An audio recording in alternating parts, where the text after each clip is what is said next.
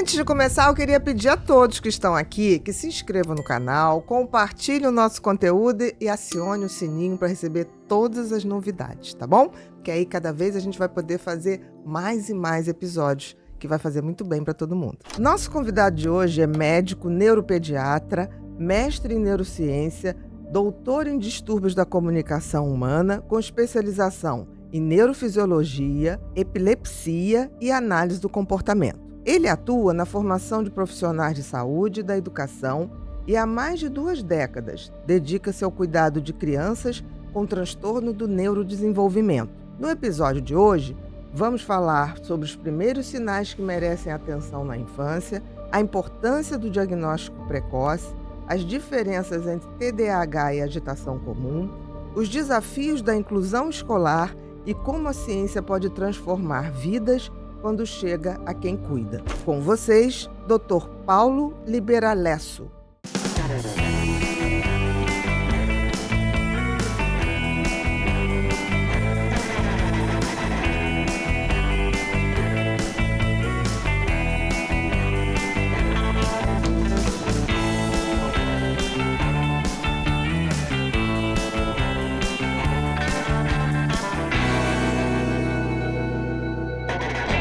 Olá, sejam todos muito bem-vindos a mais um episódio do Pod People, um lugar onde a gente se encontra para ver e ouvir gente. Gente que faz, gente que acontece, gente que inspira.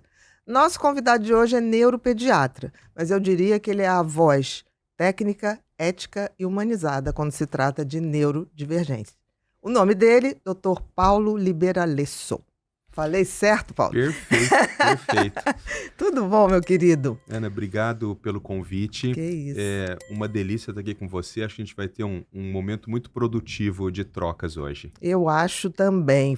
É uma honra ter você aqui. Sou Toda sua minha. fã do Toda seu minha. trabalho, do seu modo de colocar as coisas e de divulgar tanta informação bacana sobre autismo e todo tipo de neurodivergência.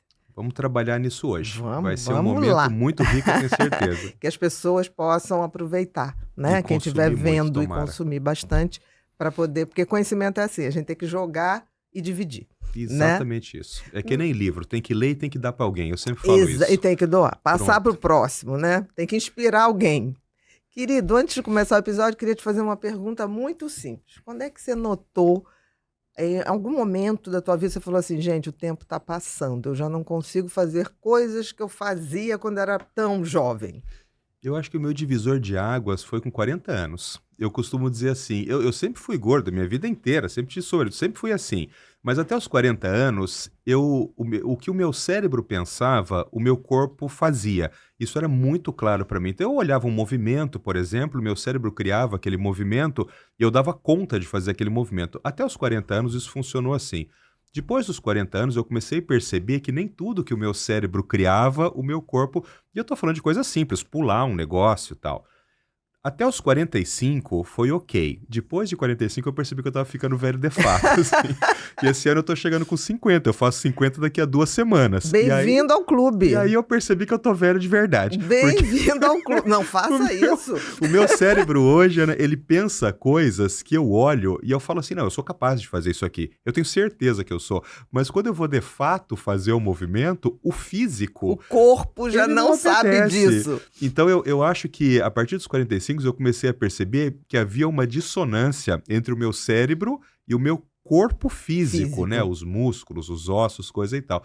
Então eu acho que foi até 45. Depois de 45 eu percebi. E agora com 50, aí de fato eu entendi que eu preciso dar uma segurada. Que não é tudo que o meu cérebro cria que eu vou ser realmente capaz de fazer. É interessante isso, eu tenho a mesma sensação. Mas eu tô indo pro 60, né? Então, assim... Mas com chassi de 40. Mas o que porque importa é o chassi. eu me cuido, eu faço minha musculação, faço minha atividade física e tomo suplementinhos, sim. Pra manter. Pra manter, porque tem gente que fala assim, quando a gente é jovem, realmente, suplementação não é necessária. Se você faz básico de alimentação, o que não estão fazendo Total. hoje em dia. Mas depois dos 45, depois dos 50... Eu senti Você sabe que diferença eu de fui recuperação depois de uma noite mal de uma dormida, viagem de uma longa. viagem longa, eu querer sempre assim, quando eu vou fazer palestra, eu quero ir na véspera para não estar naquela coisa de acordar muito cedo, já chegar no E tá evento. exausta para fazer. Eu noto isso, eu Total, noto. total. E aí eu uso alguns suplementos, né? E hoje a gente está aqui com os suplementos da Vita, que é um dos sócios é o nosso amigo aí, Gustavo Borges, que é um cara que Perfeito. deu pra gente essa coisa, não basta ter talento, né? Tem que ter disposição, tem que E ter esforço e esforço, perseverar. perseverar, o que eu acho bem bacana. Todas E as pessoas que eu já ouvi que interagiram com o Gustavo sempre falaram que ele é um gentleman, um um sujeito muito gentleman e querido, um um cara homem que muito. faz o que diz. Total, Porque no mundo total. em que as pessoas estão falando o que não fazem, ter aquela pessoa que é coerente com o que fala e com o que faz é um Faz privilégio. total diferença, Faz total. Você total falou tudo, diferença. você falou tudo, isso está cada vez mais raro hoje. Hoje Cada você tem vez um mais raro. discurso de um lado e uma ação do A outro, né? hipocrisia, né? É totalmente. Que Uma pessoa que é reina. capaz de juntar essas duas coisas é um sujeito admirável. Eu não o conheço É. pessoalmente, mas todas as pessoas que interagem com ele dizem que o cara é um gentleman, uma É pessoa muito mesmo. querida, assim. Que benção, que Não, ele benção. entrou com a Vita, né? Que é Vita com H. A gente sempre fala, gente, não vai procurar Vita sem H, é VHITA, né? Que é essa marca de suplementos, primeiro que ela é certificada internacionalmente, os produtos, e também liberado pela Anvisa. Então a gente já Perfeito. fica super Isso é tranquilo. um selo de qualidade, É né? um selo de selo de qualidade que a gente tem que priorizar. E eles têm tudo: magnésio, quelato, eles têm também a creatina, eu uso bastante a creatina, e ômega 3, que é uma coisa que eu uso mesmo, né? Na Perfeito. proporção de EPA e DHA. E eles têm um ômega 3 que é mais especial ainda, que vem com enzima Q10, vitamina D e vitamina E. E Perfeito. para mim, Paulo, eu vou te dizer, o ômega me faz uma diferença danada. E eu tenho um truquezinho que eu deixo o meu ômega sempre no freezer. Porque tem gente que fala assim, ai, doutora, eu não vou tomar ômega porque depois a gente fica rotando gosto de peixe. Eu falei, é verdade, antigamente. Hoje eu deixo no freezer, eu tomo de manhã. E No café acabou. da manhã com meu suco verde, acabou. Porque aí ele passa congeladinho pelo E não volta estômago nada. e não volta nada. Então, assim, não tem esse problema. Quem tem esse Creatina problema? faz toda a diferença, né? Muita. Creatina, eu digo assim, se você tá.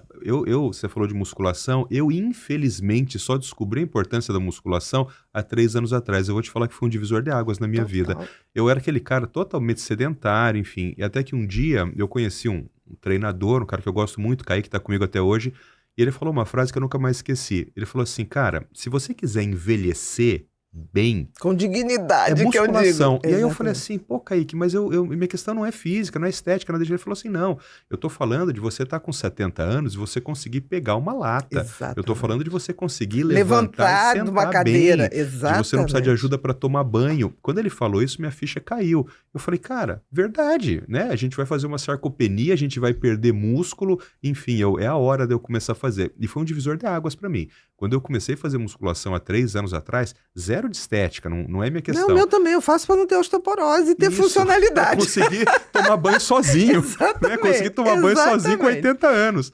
E a creatina nisso, ela é um divisor de águas ali, né? E muito Então, bem estudado, né? total. E sem risco, Muito né? bem As estudado. pessoas têm muita piração de creatina, insuficiência renal, não tem documentação nenhuma Não. disso, é super seguro e tal. Então, Não, essa e não faz suplementação nem eu uso, o cara. acompanhamento, né? Total. Não faz. Então, assim, é bem estudado. Talvez eu acho o suplemento mais bem estudado que a gente creatina. tem. E Tem aí, vários acho que talvez outros, o mais né? usado também no mundo também inteiro, acho. né? Toda a galera que se dedica um pouco mais à atividade física hoje em dia usa, né? Não, E estamos seguro, né? O que você falando falou assim, da exatamente. Anvisa, certificação internacional, tal, é um negócio que não Vale. coloca ninguém em risco, Vale muito a pena, né? né? Total. Tanto que total. a frase, né, a hashtag da Vita é a marca de suplementos para os primeiros sinais do tempo. Eu digo que não é só do tempo, porque tem gente que está com 20 anos, 30 anos, já está pior do que a gente. Tem bastante. Eu acho que essa é galera por bom não está se senso, cuidando. né? Cara. Isso não tem a dúvida. Então, esse aqui você vai ganhar hoje aqui. Ai, adoro. Olha, que ele deixou aqui para você. Ai, amei. Olha, a gente tem aqui uma garrafinha da Vita. Tem um negocinho que eu Amei. adoro pra gente estar sempre eu em voo. amo. Eu também amo adoro. magia. Isso aqui eu vou usar direto. Adorei Adoro, isso aqui. eu também. Adorei. E tem aqui o ômega 3 com coenzima Q10 e vitamina D e E, que é o Mas único usarei do também. mercado, tá?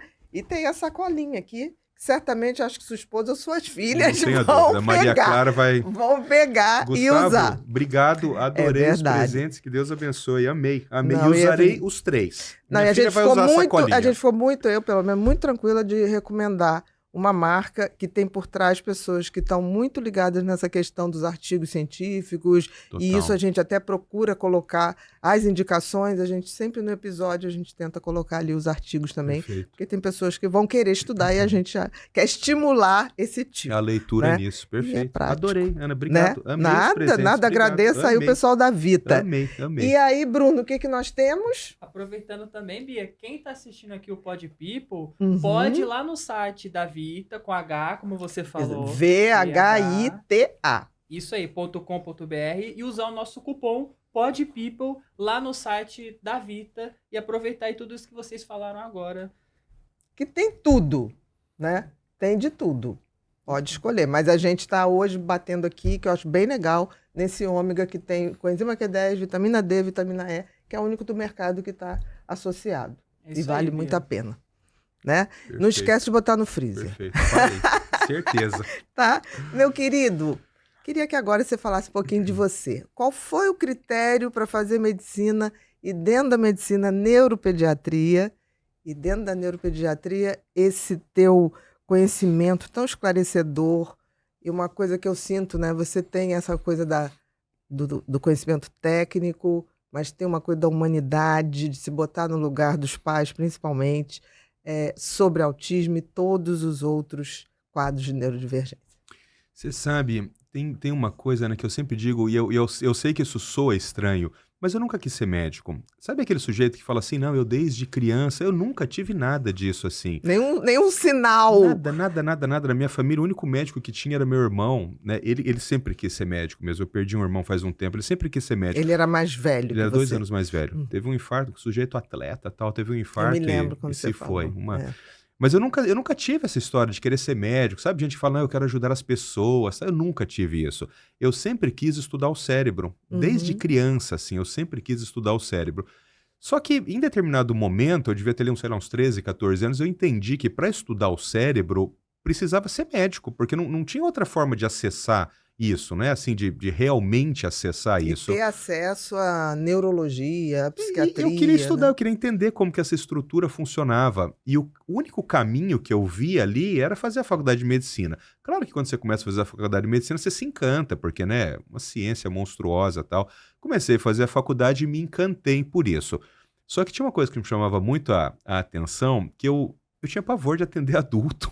Pavor, assim, de atender adulto. Eu não gostava da consulta, eu achava chato e tal. Mas por Quando eu quê, não- Paulo? Eu não sei, menino, eu tenho uma questão, assim, social, assim, tenho um pouco de dificuldade, né? Aham. E com criança, o meu humor e o humor de criança sempre bateu. Sempre Entendi. bateu, desde muito pequeno sempre bateu. Quando eu entrei na cadeira de pediatria, acho que era o 3º, 4º ano da faculdade de medicina e tal, eu falei, cara, é isso aqui, não Eu gosto falo de a adulto. língua que eles falam. Não, e eles gostavam de mim, pulavam em cima de mim, eu apertava eles e eu falei assim, ó, é isso aqui. E aí dentro disso, de querer estudar o cérebro e gostar, acho que não é nem tanto de gostar de criança, não gostar de adulto, eu acabei indo para neuropediatria. E aí me encantei, né? Porque aí é um universo, a neuropediatria é um universo gigantesco de possibilidades ali. E conforme eu comecei a fazer neuropediatria, já com 2, 3 anos, eu me formei muito cedo, me formei médico, eu tinha 23 anos.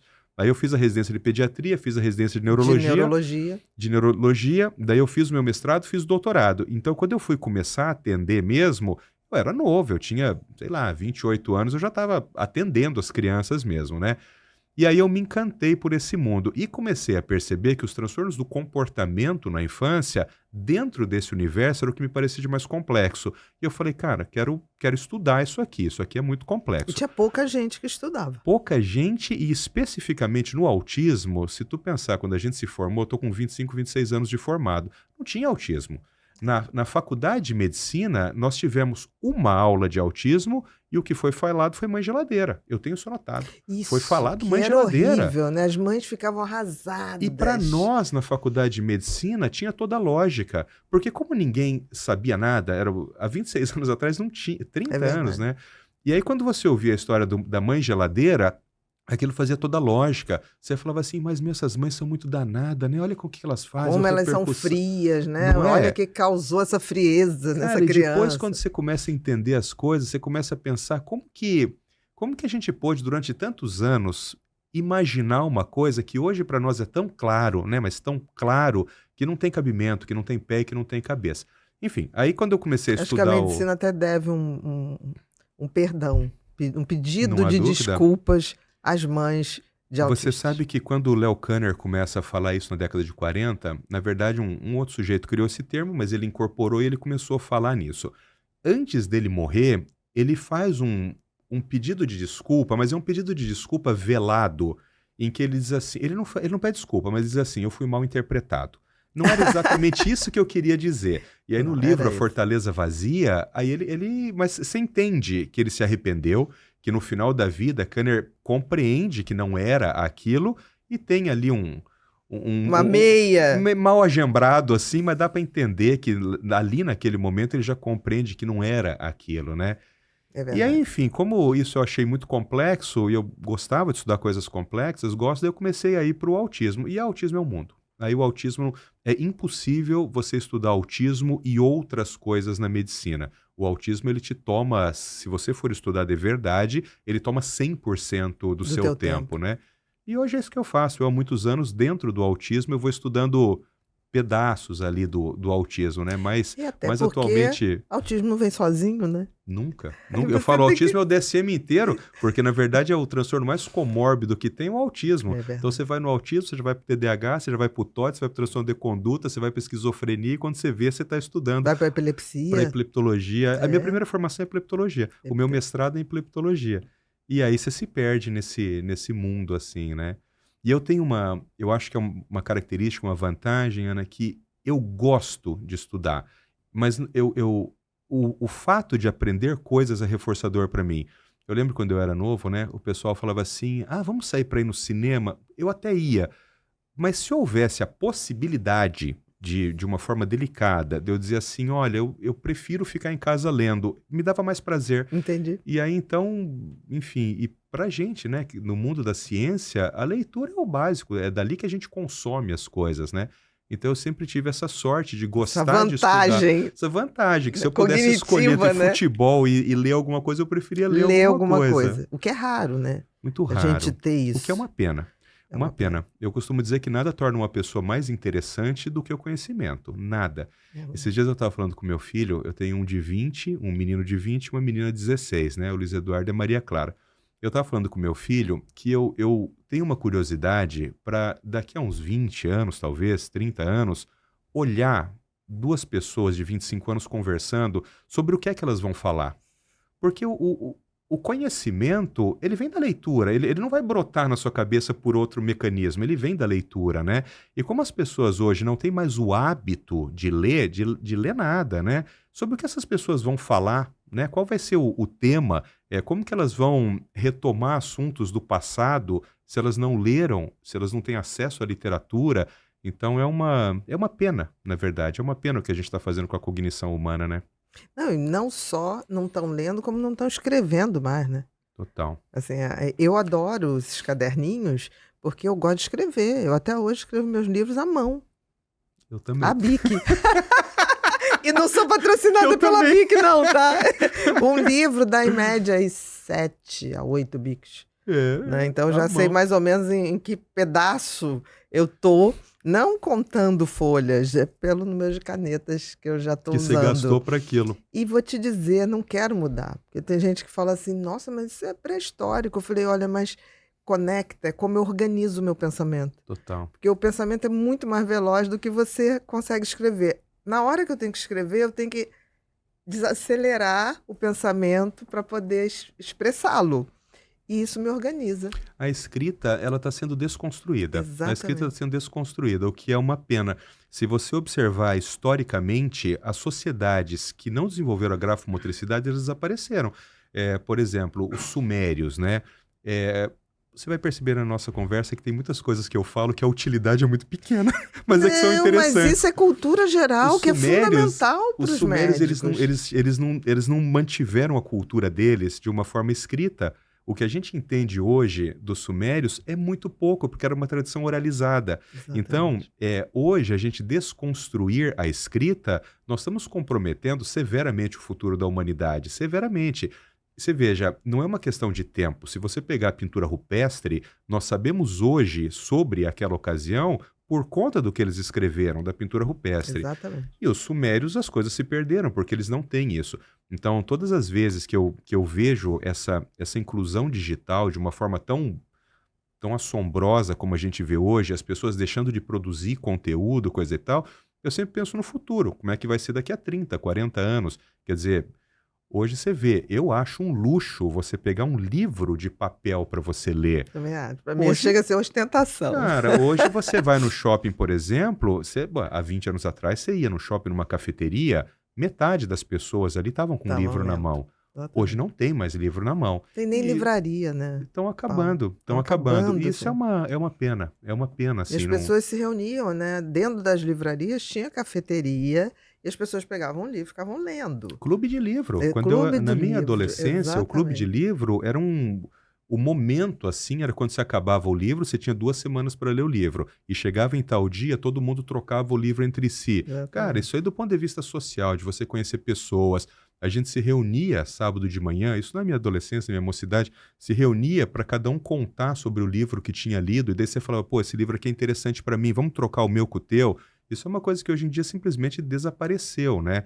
Então, Essa nós não estamos conexão, né? melhorando, eu tenho certeza que nós estamos piorando nessa Em, questão. em, em relação à cognição, sim. Eu ainda fico muito preocupada, até com a inteligência artificial, porque a inteligência artificial ela é para complementar ou melhorar o seu conteúdo, o seu trabalho, a sua produção. Eu vejo assim, né? Total, Vamos usar, vamos, mas não para substituir o meu trabalho de criar. total, total, Eu não há acho que dúvida. daqui a 10 anos a gente vai ver quem usou a inteligência artificial a seu favor e quem usou para ser fonte. Quem for fonte, de alguma maneira vai desaparecer, porque a mesma fonte vai ser igual para todo mundo, Total, não há dúvida. né? A inteligência artificial, claro, a gente vai saber isso nos próximos anos, né? Hum. Mas essa geração atual, desses últimos 25 anos, todos os estudos mostram que vai ser a primeira geração que vai ser menos inteligente do que a anterior.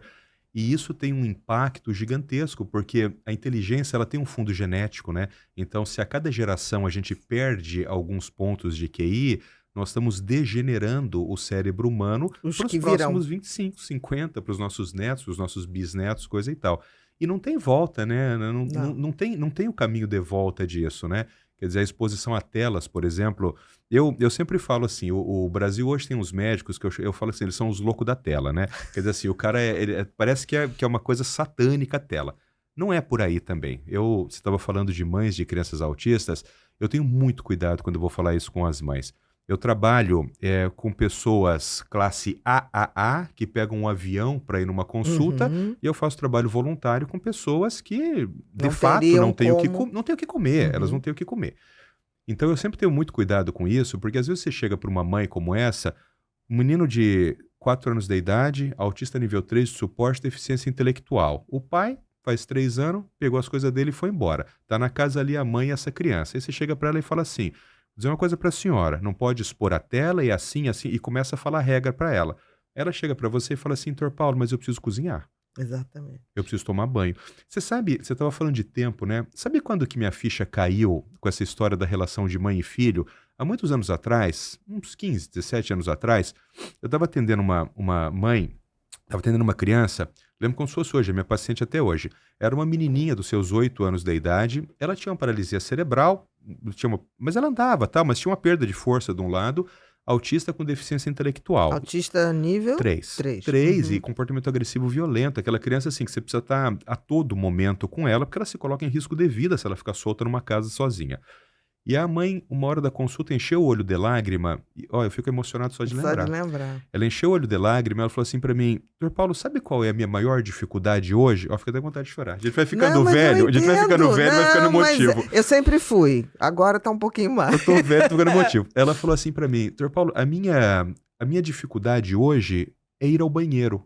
Quando ela falou assim pra mim, eu falei assim, como ir ao banheiro? Ela falou assim, eu não consigo. Cada vez que eu preciso ir ao banheiro, eu preciso pedir para minha vizinha cuidar, falou o nome da menina. Uhum. Cara, aí cai tua ficha, entendeu? Ou seja, a necessidade dessa mulher, ó, fico arrepiado, Não, a sim. necessidade dessa mulher é só ir ao banheiro. Sim. Mas isso é uma coisa que para ela usar o banheiro, ela precisa se programar. Então, quando você começa a conseguir se colocar no lugar das pessoas, você começa a perceber o quanto você deve olhar para alguém e falar assim, que absurdo isso você deixar seu filho na tela. Cara, é absurdo sob a sua perspectiva, mas às vezes não é absurdo sob a Às perspectiva vezes da pessoa que não consegue usar o banheiro, Às vezes não né? tem outra opção É, nesse caso, né? total. Especificamente nesse caso. Eu acho assim, por isso que a coisa da mãe geladeira, da mãe fria, que gerava uma criança autista, eu acho um absurdo, porque Total. as mães, e acho que é o Tiago que diz, né, quem salva as mães, quem salva autistas são as mães, As mães, né? total, Porque não os há pais dúvida. vão embora. A maioria. Os que não vão, parabéns. Eu acho que a gente tem que exaltar esses.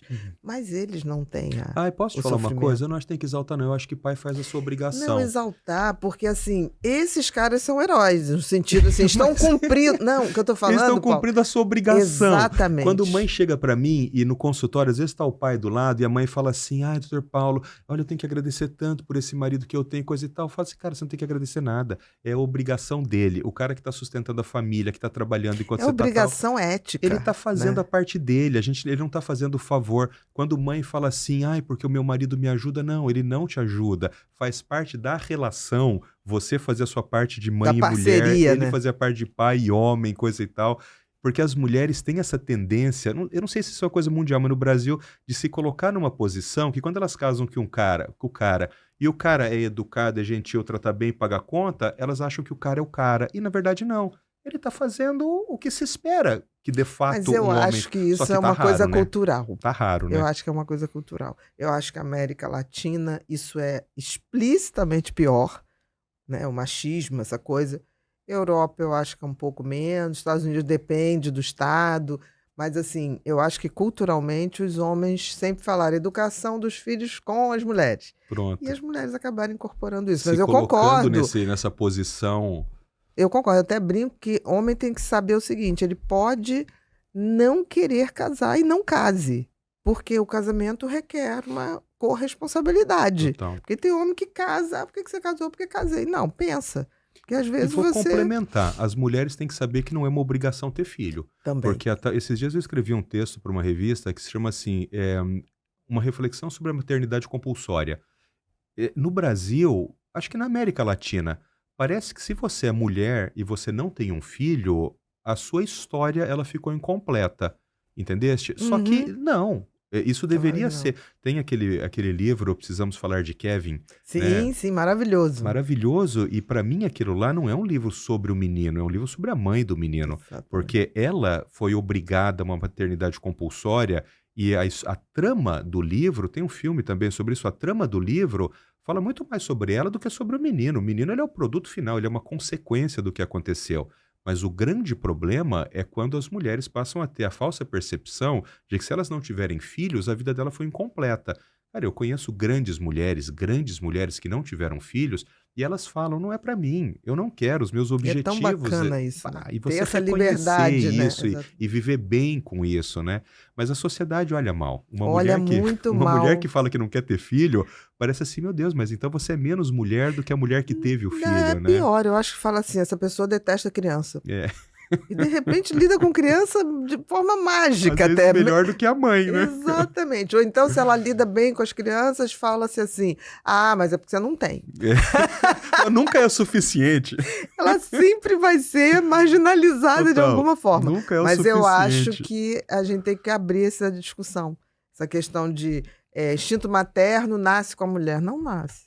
Absolutamente. Nesse E a texto gente- eu falo exatamente A sobre gente isso. sabe disso. E tem gente que fala, não, mas é um absurdo. Não, não nasce. É o contato com a criança, é a produção de ocitocina, Total. é ali o cuidado, se doar, passar aquele momento de baby blue, né? Que a maioria das mulheres tem. Mulheres responsáveis, né? Que Total. olham e falam, meu Deus, agora, né? Eu vou ser responsável por esse ser, enquanto eu Total. viver. Então, assim, eu acho que não tem essa reflexão sobre o papel de mãe e de pai na sociedade. É como Você se sabe fosse que eu... vai na média, E vai vai... empurrando isso. Eu tenho uma coisa que eu gosto sempre de pensar, que às vezes uma família, ela se constitui assim. Você tem o marido, o homem, e ele trabalha, ele é o provedor financeiro. E você tem uma mulher que ela está cuidando dos filhos e educando e fazendo o corre da casa ali, né? E eu sempre que eu penso nessa relação, eu penso assim, existe algum trabalho mais complexo ou mais trabalhoso do que criar um novo ser humano? Porque todo o trabalho que a gente faz, ele em alguma medida ele é mecanizado, né? Sim. Tudo que você faz, ele é mecanizado. Quando você decide criar um ser humano, isso é o inesperado. Isso é totalmente inesperado. Você nunca sabe como que o seu filho vai se comportar naquele momento, coisa e tal. Então não existe trabalho mais trabalhoso e trabalho mais complexo do que esse. E mais Eu, sagrado, né? eu Eu bato acho que é palmo quase para a mulher que sagrado. cria filho. Também. Eu acho isso Que um faz essa espetáculo. opção Um aberta. espetáculo. Eu acho libertador e acho que para a sociedade esta mulher tem uma importância absurda. Fundamental. É o que mantém a sociedade em É pé. o que É o mantém que a mantém a sociedade. sociedade em pé. Eu sempre costumo dizer, né? Houve um momento, há uns 60, 80 mil anos atrás, onde o cérebro humano ele começou a sofrer essas transformações. Porque há 60, 80 mil anos atrás, os homens eles eram nômades. Eles andavam soltos pelo planeta Terra, né? Então não existia essa questão de família, de grupos humanos, coisa e tal. Quando um homem encontrava uma mulher, se reproduziam e cada um ia para um lado. Às vezes a criança morria, às vezes a criança ficava com aquela mulher e tal. Mas há 60, 80 mil anos atrás, o homem começa a cultivar a terra, é o começo da agricultura, né? É fantástico. Só que a agricultura, quando você planta, você tem que esperar a planta nascer. E aí, então, os seres humanos eles começaram a se juntar em pequenos bandos ao redor daquela plantação. E isso é a origem dos primeiros grupamentos humanos, dessa forma mais organizada como a gente conhece hoje, né? E as famílias, elas derivaram disso.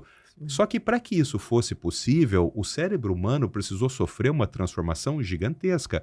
Porque quando eu te encontrava de vez em quando e você fazia um filho aqui, um filho ali, isso era uma estrutura socialmente desorganizada. Agora, quando eu faço um filho aqui e eu estou vivendo com você, Naquele território. começou a ter questões, por exemplo, relacionadas ao ciúme, a disputa entre homens, a disputa entre mulheres, e a natureza humana ela evoluiu a partir disso. E aí, do ponto de vista hormonal, o cérebro foi se especializando para que esses pequenos grupamentos humanos eles funcionassem como uma família. E é daí, Ana, que o cérebro da mulher ele começa a ser especializado no cuidado e o cérebro do homem ele começa a ser especializado no combate. Então, é só você pegar a imensa Exatamente. maioria dos assassinatos no mundo, é tudo homem. A mulher que mata, ela matou se defendendo, na imensa maioria das vezes, porque o cérebro dela não funciona assim. Há 80 mil anos atrás, o cérebro dela foi se transformando num cérebro cuidador. Para quê? Para cuidar da prole. E o cérebro do homem foi se transformando num cérebro combatente, num cérebro caçador, num cérebro coletor de coisas, né? E isso vem se mantendo.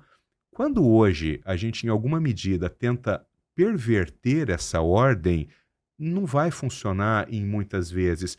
E eu tomo muito cuidado quando eu falo isso, porque às vezes as pessoas falam assim, Paulo, você é machista? Eu não sou machista. Pelo contrário. É que a natureza do cérebro humano é essa. Então, se você quiser, não digo que não possa, mas se você quiser que uma mulher ela seja provedora única de uma casa e que um homem fique em casa educando crianças, fazendo, você vai ter muita dificuldade, porque a natureza do cérebro humano não funciona assim.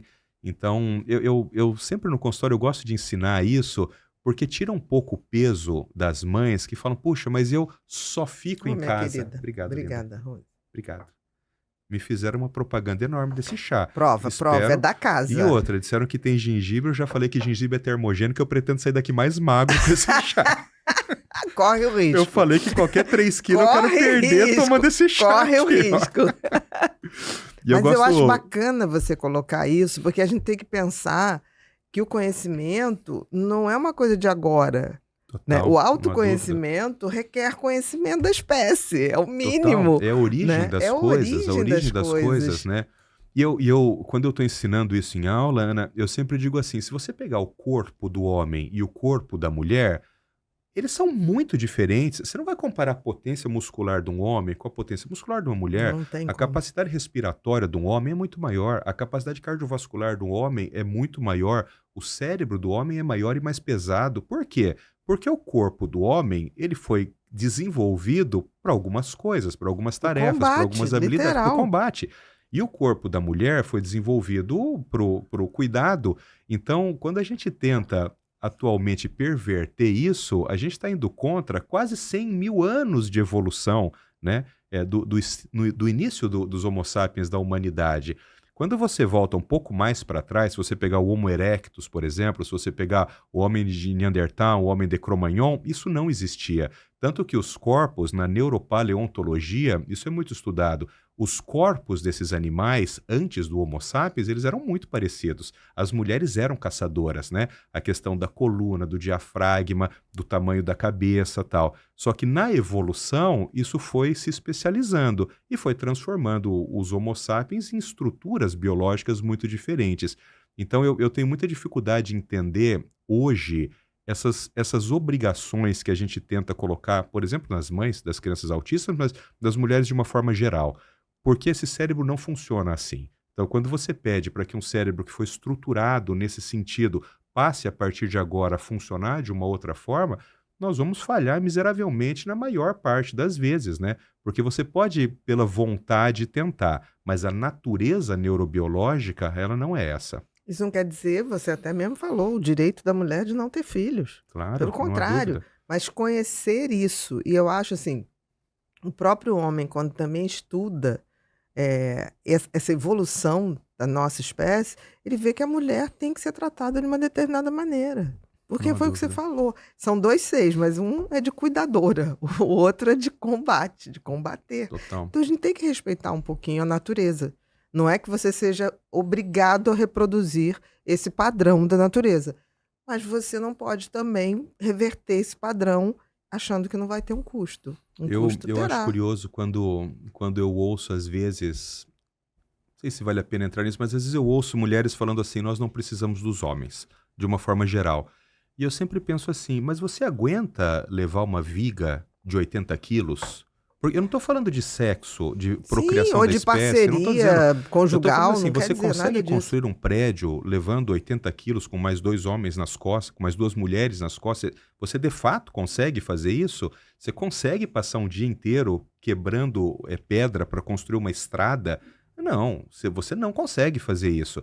Precisamos. E os homens também, eu não vejo um homem que foi criado como provedor em casa a vida inteira dando banho em criança, educando, fazendo tarefa de casa. Vai ser muito difícil que ele faça isso com a qualidade que uma mulher faz.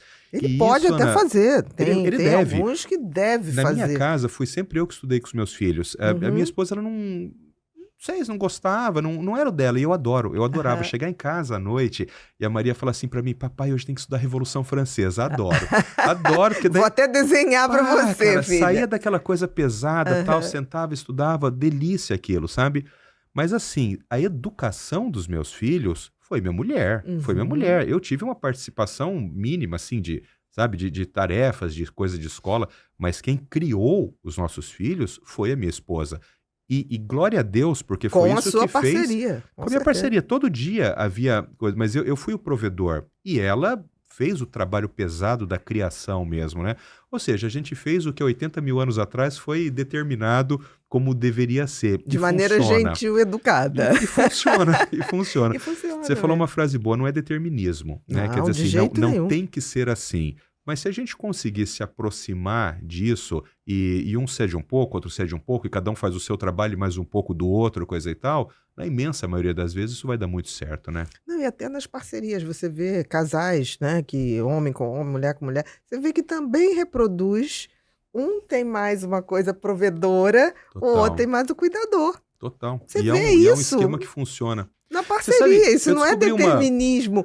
Mas é uma coisa que esse tipo de parceria... É o que a história mostrou que funciona. Que funciona, Você sabe que eu descobri uma coisa uns tempos atrás, eu li uma pesquisa, e isso aí mudou a minha... Já era como eu pensava, mas mudou um pouco a minha perspectiva, né? Eu tô casado há muitos anos, há 20 e tantos anos, tal, e eu sempre falo pra minha mulher, se ninguém fizer nada errado, vai continuar, porque com é super, certeza, super tá dando bom pra certo, todo mundo, tá dando assim, certo. E a vida que segue. Mas eu descobri uma coisa numa pesquisa que me mudou um pouco uma perspectiva que eu tinha. Eles fizeram um estudo com casais que se separaram, só que era assim, tinha uma característica, a mulher é que tinha querido ir embora. Ela que diz, olha, não quero mais, eu estou indo embora. Aí pegaram essas mulheres e foram estudar o porquê que elas foram embora. Tipo assim, qual que foi aquele momento que você disse, não, a partir de agora eu não quero mais, eu estou indo embora. E eu, na minha cabeça, o que eu imaginei? Eu falei assim, o marido, sei lá, bate na mulher, o cara trai a mulher, o cara não... Você sei achou lá. que é algo muito Eu achei que era grave, troço, um assim, rompimento desse que era uma coisa combinado. aguda, né? Uhum. A imensa maioria dessas mulheres, Linda, disseram o seguinte, eu tô indo embora porque ele não me dá atenção. Olha só. Ou seja, para uma mulher não receber atenção é pior do que ser traída, é pior do que apanhar. Entendi. Isso foi o que levou ela à tomada de decisão final ali. Não Ou se seja, sentir importante para não o se outro. sentir importante. Ou seja, quando você entende esse conceito, você percebe que casamentos de muito longa duração, eles são mantidos na pequena coisa, não na grande coisa. Exatamente. Então é aquela manhã que você acorda e você fala assim, nossa, mas eu percebi que você cortou o cabelo, que lindo que ficou o seu cabelo. E você vai embora trabalhar. Então é aquele bom dia, né? Bom Cara, dia, mas amor. é aquela tensão assim Uhum. que não é. Às vezes a gente pensa que para manter uma relação sustentada por muito tempo, a gente tem que fazer uma coisa, uma obra, coisa e tal, a gente tem que pôr muito dinheiro. Não é isso que as mulheres que foram embora disseram. O que elas disseram é que elas queriam atenção. E quando você volta para a nossa área, que é a análise do comportamento, você percebe que um dos grandes controles do comportamento humano é a atenção. Ué, é só você pegar, por exemplo, birra. Muitas vezes a birra de criança, o que ela quer? Atenção. Ela quer que a mãe saia lá da cozinha que está cozinhando e venha aqui. Quando a mãe chega, pega no colo e dá um cheiro, desaparece aquilo. Então, muito do comportamento humano, seja de uma criança pequena, de uma mulher adulta, de um homem, ele é mantido, ele é controlado pela atenção. E quando você descobre isso, você começa a perceber o quanto não é difícil você conquistar pessoas, você viver bem com pessoas. Porque você não precisa fazer nenhuma grande Magia. traquinagem, nenhuma Não, magia. magia. Se você fizer o básico bem feito ali, geralmente Que é funciona, dar atenção, né? Total. E Total. parceria. Fantástico isso que você está falando.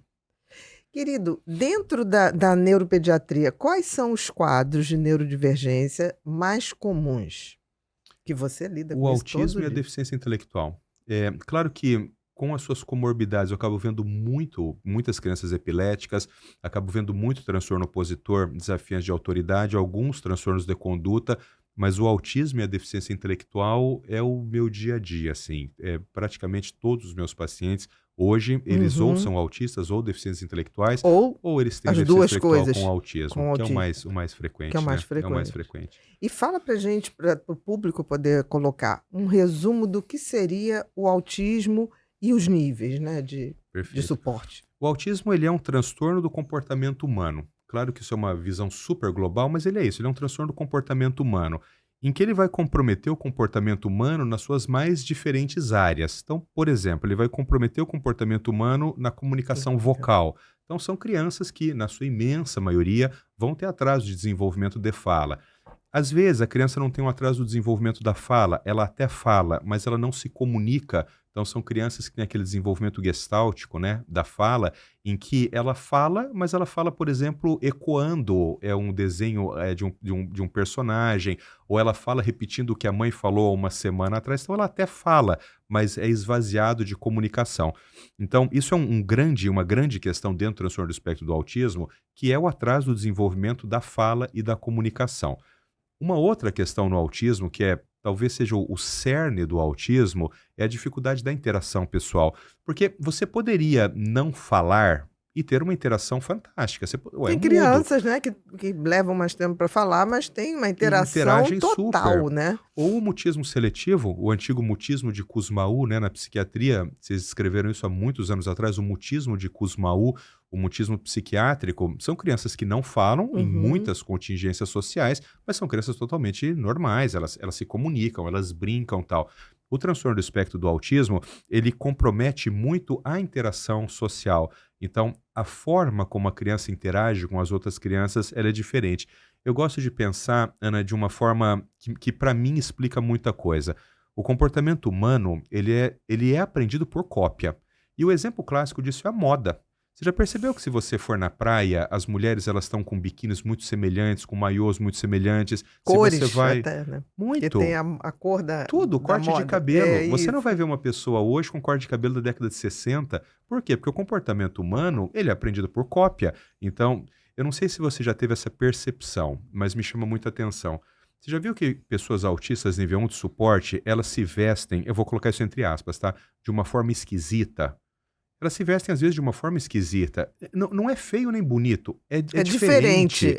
E aí você olha e você fala, puxa, mas por que essa pessoa ela se veste dessa forma? Será que ela não está percebendo que ela está diferente dos outros? É porque a moda é aprendida por cópia. Então as mulheres elas se vestem mais ou menos iguais, os homens, né? Teve uma época que usava chapéu, hoje não usa mais. Como a cópia de comportamento ela é inoperante no cérebro do autista, para ele, quando ele olha a moda, aquilo não faz sentido nenhum para ele, absolutamente nenhum. Então, eu gosto de pensar assim, o autista é um cérebro que é controlado pelo prazer, ele não é controlado pela regra social. Se você Perfeito. pensar, a imensa maioria das pessoas, imensa maioria, minto, 100% dos neurotípicos, eles são controlados pela regra social. Pensa num dia, você levanta de manhã, acorda 6 horas e vai para o trabalho. Se alguém chegasse para você e falasse assim, mas espera, você queria levantar às 6 da manhã ou você preferia dormir até as 8h30?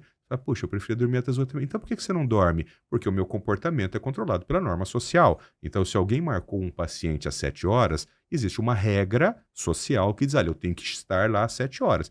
Mas se o seu comportamento for controlado pelo prazer, você não vai às 7 horas para o consultório, você vai marcar a sua primeira consulta às 9h30, entendeste? Então, o autista... a regra social faz muito pouco sentido para ele. Exatamente. Sempre que eu estou dando aula em congresso, eu dou o seguinte exemplo que para os professores fica muito fácil de compreender. Imagina uma prof e ela tem nenê ali de 3, 4 anos na sala de aula dela. E tem 9 crianças típicas e um menininho autista, 3, 4 anos de idade. Aí essa professora, ela pega um livro e ela fala a seguinte frase: crianças, a prof vai fazer a roda da leitura. Olha a frase. A prof vai fazer a roda da leitura. Ela não falou, venham aqui, sentem comigo, nada. Ela falou, a prof vai fazer a roda da leitura. Aí ela pega um nenê de 4 anos pela mão, traz o nenê, a prof senta, abre o livro e põe uma menininha sentada aqui. Os outros neurotípicos, tum, tum, tum, tum, todo mundo senta aqui. Ela não mandou ninguém sentar. Ela deu um modelo de comportamento e os outros seguiram. E o autista? O autista está acendendo e apagando a luz. O autista está pulando assim lá fora, o autista está batendo numa gaveta. Aí quando você olha isso, essa contingência, você fala, puxa, mas acender e apagar a luz, pular para olhar para fora, é um comportamento ruim? Não, é um comportamento como outro qualquer. Ele só não é o comportamento que você esperava que a criança tivesse. Por quê? Porque aquelas 9 copiam comportamento. Então fez sentido para elas, quando a prof modelou com uma, eles copiarem. Como aquele cérebro não copia comportamento, ele é controlado pelo prazer. O que dá prazer a ele é acender e apagar a luz. Ele fica acendendo e apagando a luz. Ele não vai ficar sentado aqui. Então, quando a gente fala de intervenção... Isso é fantástico você falar isso. Porque, assim, eles pegam uma música e são capazes de ouvir horas. A mesma. A mesma música, né? Exatamente. O prazer é uma coisa, tá ali. é um cérebro muito fascinante. Quanto mais estudo esse cérebro, mais eu fico fascinado por isso. Tanto que eu tenho uma questão, quando as pessoas em clínicas, né, elas falam assim, nós estamos ensinando fala. Eu sempre digo, é impossível ensinar fala, do ponto de vista teórico. Porque se você pegar a definição, fala é a produção de sons pelos órgãos fonoarticulatórios dentro do contexto linguístico. Essa é a definição fonoaudiológica de fala, da ASHA. Então você veja, para você ensinar fala, é uma coisa mecânica, você teria que mexer em corda vocal, palato mole, bochecha, diafragma, isso é impossível. Então, o que a gente de fato ensina numa clínica? Você ensina cópia de comportamento. Aprender a falar... O que deve ser falado naquele contexto. E aprender a falar, a pessoa tem que aprender sozinha. E você quer ver quando que eu concluí isso de uma forma clara? Quando você pega um bebê neurotípico, um bebê de cérebro normal, a imensa maioria desses bebês, a primeira palavra que falam é mãe. Mãe, mamãe. E por quê? Cópia de comportamento. Ele fica ouvindo. A mamãe te ama, a mamãe vai dar banho, vem com a mamãe vai esquelar a mamãe. E aí ele começa por aproximação e reforçamento, ele aprende a falar a palavra mamã, e daí ela fala, falou mamãe. E daí o bebê imita mamãe e ele aprendeu uma palavra. Agora você pega os bebês neurodivergentes, pega os bebês autistas. A primeira palavra que eles falam, só Deus sabe. Qual vai ser? Pode ser Pepa. Aí você fala assim, Pepa? Mas ele vai na clínica e você está ensinando ele a falar Pepa? Não, é porque você não ensina fala, você ensina cópia de comportamento. Quando você junta esses dois conceitos, eu ensinei cópia de comportamento. E o comportamento dele é controlado pelo prazer. Ele vai falar o que dá prazer a ele. Eu que sou neurotípico, tenho prazer com a minha mãe. Eu falo mamãe. O neurodivergente que gosta da Pepa, fala Pepa. Entendeste? Perfeito. Por isso que eu tenho chamado isso de um desenvolvimento atípico da fala. Porque mesmo os bebês neurodivergentes, os bebês autistas, que eles aprendem a falar, claro, numa boa intervenção, eles vão falar, a imensa maioria dos autistas vão falar. Mas eles nunca vão falar como um neurotípico. Isso não vai acontecer, porque a lógica do funcionamento da linguagem do cérebro neurodivergente é totalmente diferente do cérebro neurotípico. Então é virtualmente impossível, mesmo um autista nível 1 de suporte, com um funcionamento muito legal e tal, você sempre vai olhar e vai falar assim, tem alguma coisa estranha. Não é exatamente normal o jeito como ele fala, a prosódia. Até porque quando ele fala, ele aprende. Não tem dúvida. Quanto mais precoce, com as intervenções corretas, ele aprende. Mas o som é diferente, o A tom, prosódia, a a melodia da fala é diferente, Total. né? Você tem aquela sensação, ele está falando certo, a frase está certo, mas está faltando uma modulação, Antigamente a gente né? chamava de voz metálica, né? Era aquela Exatamente. voz que o cara fala, mas não tem, parece que ele tá falando feito um robô. Quem tá Exatamente. acostumado, você fecha o olho, você não precisa olhar, você fecha o olho e você fala, essa pessoa é autista? Porque o teu ouvido fica muito treinado para perceber Para aquilo, isso, né? exatamente, você está falando. De uma vez, você me lembrou uma situação, eu estava dentro da minha sala de atendimento e aí tinha uma criança com uma mãe que ia ser atendido por um colega na clínica. E aí eu tô vendo aquela criança falar num tom que eu falei, tem alguma coisa diferente. E aí ela começou a falar todas as capitais do mundo. Aí você falou, tá muito diferente. Katmandu, Nepal. Aí eu falei assim, quem é? Aí interfonei, falei, quem é essa criança? Me parece que ela tá dentro do autismo. Não, ela fala isso tudo porque a mãe era moça. Mas a mãe não era nem aeromoça mundial. Imagina se todos os filhos de aeromoça Soubesse fossem... todos os capitais, países e capitais do mundo. Então, é interessante isso. A gente treina o Total. ouvido, né? E Eu foi uma tenho- coisa que todo mundo ficou, como é que você fez isso? Eu falei, não, gente, é hábito. Mas você de vai escuta. pegando, é muitos anos Não fazendo a tinha mesma nada coisa. paranormal nisso, né? Eu tenho desenvolvido uma ideia, que é um pedaço de um pós-doutorado que eu estou fazendo, que é de pensar nas chamadas correlações espúrias. As correlações espúrias é como eu entendo, como eu imagino isso, né? Existe uma teoria que chama teoria das molduras relacionais. A teoria das molduras relacionais foi desenvolvida dentro da análise do comportamento contextual e ela nos ensina como que as pessoas que falam desenvolvem a linguagem. Ou seja, é impossível você ensinar para alguém todas as correlações que existem no mundo, né? Então essa pessoa, de alguma forma, ela tem que aprender isso sozinha. Então a teoria das molduras relacionais, ela nos explica isso. Como que se desenvolve a linguagem no cérebro, né? E aí você começa a perceber o seguinte, por exemplo, eu pego essa caneca e eu pego uma bolinha. E aí eu ensino para uma pessoa, ó, bolinha fora da caneca, bolinha dentro da caneca. Eu não ensinei para ela, de fato, bolinha fora e dentro da caneca. Eu ensinei um conceito, Sim. que isto aqui é fora, isto aqui é dentro. E o que eu espero? Eu espero se aquele cérebro ele faz correlações adequadas, que ele também entenda outras coisas. Por exemplo, que eu estou fora da piscina e que aquela criança está dentro da piscina. Eu espero que ela extrapole isso, entenda questões hierárquicas. Por exemplo, assim, Curitiba está dentro do Paraná, o Paraná está dentro do Brasil, o Brasil está na América do Sul está na América e tal. Ou seja, desse conceito, um cérebro que faça boas correlações, ele vai ter que entender um monte de coisa. É por isso que, se você não precisaria, teoricamente, ter que chegar para uma criança e falar assim, olha, aquele cachorro, ele é perigoso. Se você for lá, ele vai te atacar. Porque essa criança, dentro de uma análise contextual, ela já viu, por exemplo, um desenho animado que um cachorrinho mordeu uma criança e ela começa a generalizar esse conhecimento. Como que é a forma como eu entendo isso? E a gente tem chamado isso de correlações espúrias, né? Esta lógica aqui, ela funciona num cérebro neurotípico. E aí fica fácil você entender que uma criança pequena você ensina algumas coisas e aquela linguagem explode no cérebro dela por percepções contextuais. Mas o cérebro neurodivergente, o cérebro do autista, ele vai tentar criar correlações, porque é a única forma como seu cérebro tem de aprender linguagem, de entender o mundo. E ele começa a criar correlações, só que essas correlações, elas são espúrias. O que significa correlação espúria? Elas fazem sentido para ele, elas não fazem sentido para você. Quando eu estou dando aula disso, Ana, eu mostro um slide que eu acho que foi a melhor forma que eu achei para explicar isso aí. Eu coloco a imagem de um demônio aqui, de um diabo Uhum. aqui.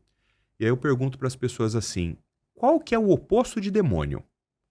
A imensa maioria das pessoas fala assim, Deus. Você entende que isso não tem relação nenhuma. Deus não é o oposto do demônio. Mas por que que a média do cérebro típico pensa isso? Porque eles fazem uma extrapolação. Ele fala assim, pô, demônio é uma coisa muito ruim, muito Mal, mal, né? tal. Cara, Deus é uma coisa muito boa. Então, se o demônio é muito mal e Deus é muito bom, eles estão em oposição. Então, a imensa maioria das pessoas fala Sim. Deus. Aí eu falo assim, a partir disto, Deus, faça correlações, quaisquer que você quiser. E aí eu mostro no slide a correlação que eu fiz, e eu fiz de verdade, para eu poder ver como que meu cérebro funcionava, né? Claro, não vou lembrar aqui decor, mas, por exemplo, é assim, ó, Deus, aí tem lá os primeiros cristãos, aí me lembrou do Coliseu, porque os primeiros cristãos morreram muito no Coliseu, aí isso me lembrou Roma me lembrou a Grécia Livre me lembrou... associação. Pronto, me lembrou a Ilha de Kos, porque Hipócrates nasceu na Ilha de Kos.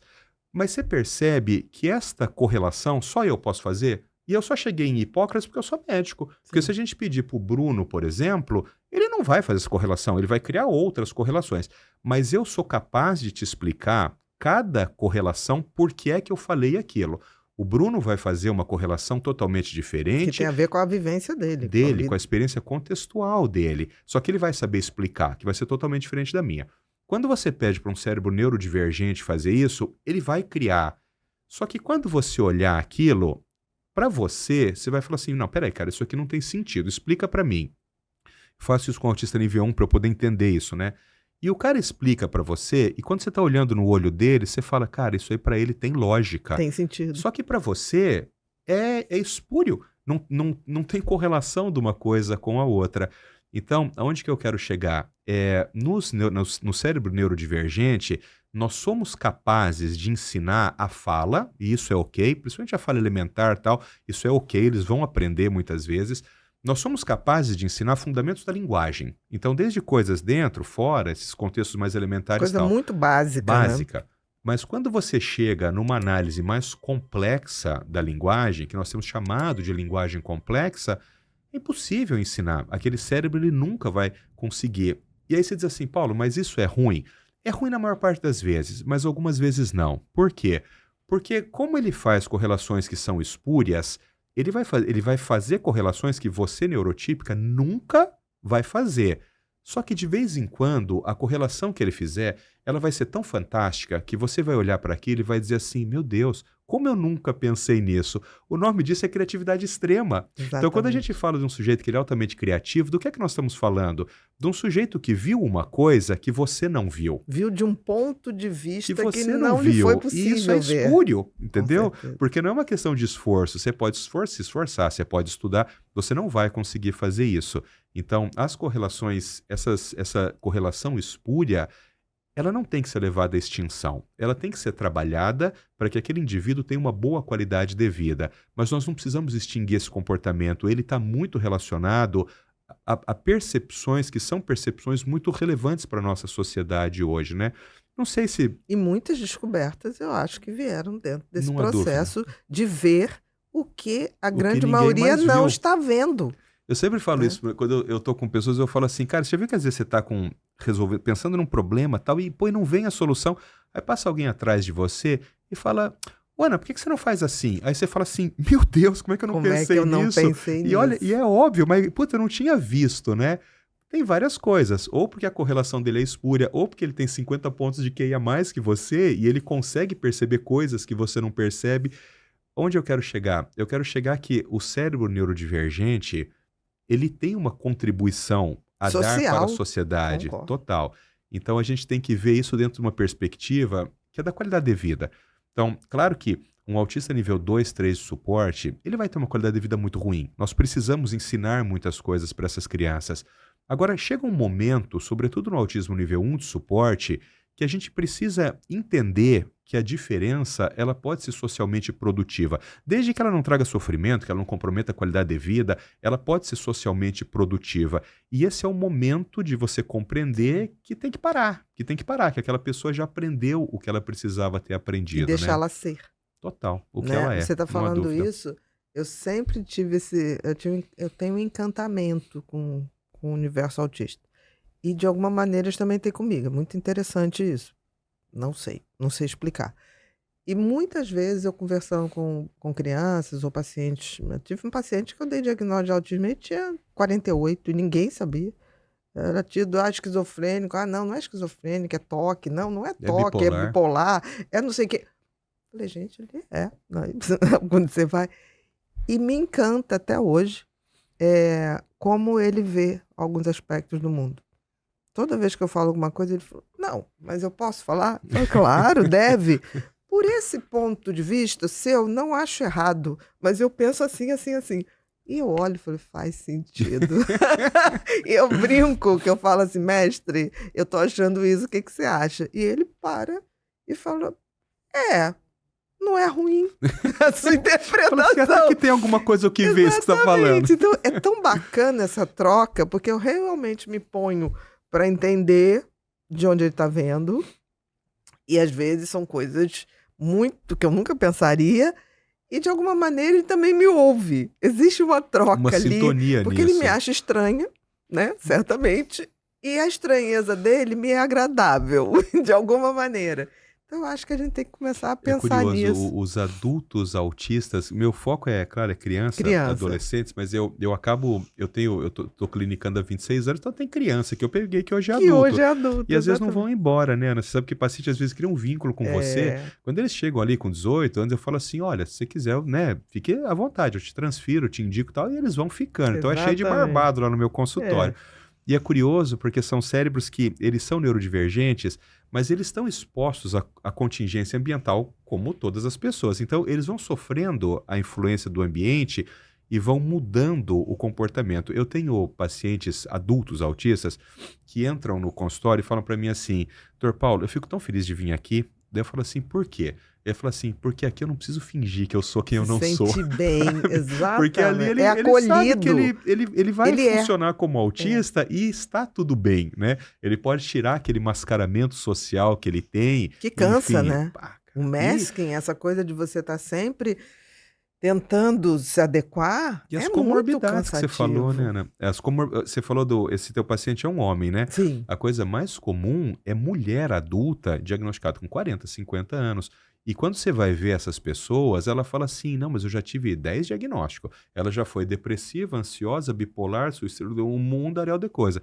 E quando você vai ver, era um bando de comorbidade Dentro. encobrindo o TEA, né? Que Exatamente. ninguém nunca tinha chamado atenção para Ainda isso, mais o né? nível 1, né? Porque Que é eles se muito... viram. Total, Eles se viram total. muito E bem. mascaram muito, né? Mascaram, mas se muito, né? viram. Então Eles você são fala assim, funcionais, não, né? olha, aquela pessoa, imagina, beija, abraça, assim, mas ele fazer Total. isso de uma maneira... E às custas de quanto por ver. sofrimento também, né? Às Exatamente. custas de quanto sofrimento, né?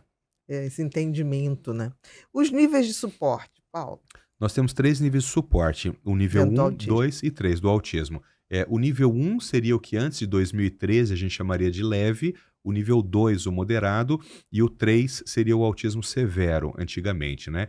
Então, eu gosto sempre de dividir assim, ó. Deixa o nível 1 aqui e o 2 e 3 junto aqui. Por quê? Porque o nível 1, essas pessoas elas são mais parecidas entre si. E o nível 2, 3, essas pessoas são mais parecidas entre si. Então, eu acho um pouco de preciosismo você dividir na infância nível 2, 3. É muito É difícil. complicado. Porque isso, né? são muito graves. Elas são crianças que têm muitas desabilidades, né? Então, eu sempre divido assim, ó, nível 1 e nível 2, 3. Existem alguns selos marcadores, né? Então, por exemplo, nós não temos autismo nível 1 de suporte em criança pequena. Não existe, eu sempre digo isso. Porque se você tiver comprometimento da fala, você já passou para o nível 2. O diagnóstico do autismo em nenê pequeno é feito por comprometimento da fala. 97% das mães que levam uma criança para avaliação, elas não chegam e falam assim, Paulo, eu acho que eu trouxe aqui porque eu acho que ele é autista. Não, Fala assim, não existe. ela chega e fala assim, eu deixei ele na escola e estou percebendo que ele fala muito menos do que os outros. E a partir daí emerge o diagnóstico do autismo. Então, se você tem o comprometimento da fala, você já passou para o nível 2. Então, o nível 1 de suporte é o nível que vocês veem nos adultos, nos adolescentes e tal. Nas crianças, a gente sempre parte para o nível 2, 3. E isso, Ana, isso é muito importante. Tanto que nos Estados Unidos hoje, eles criaram um outro termo há 2 anos e meio atrás. Eles chamam de autismo profundo, Que tá no 2 e 3. É o 2, 3 com DI.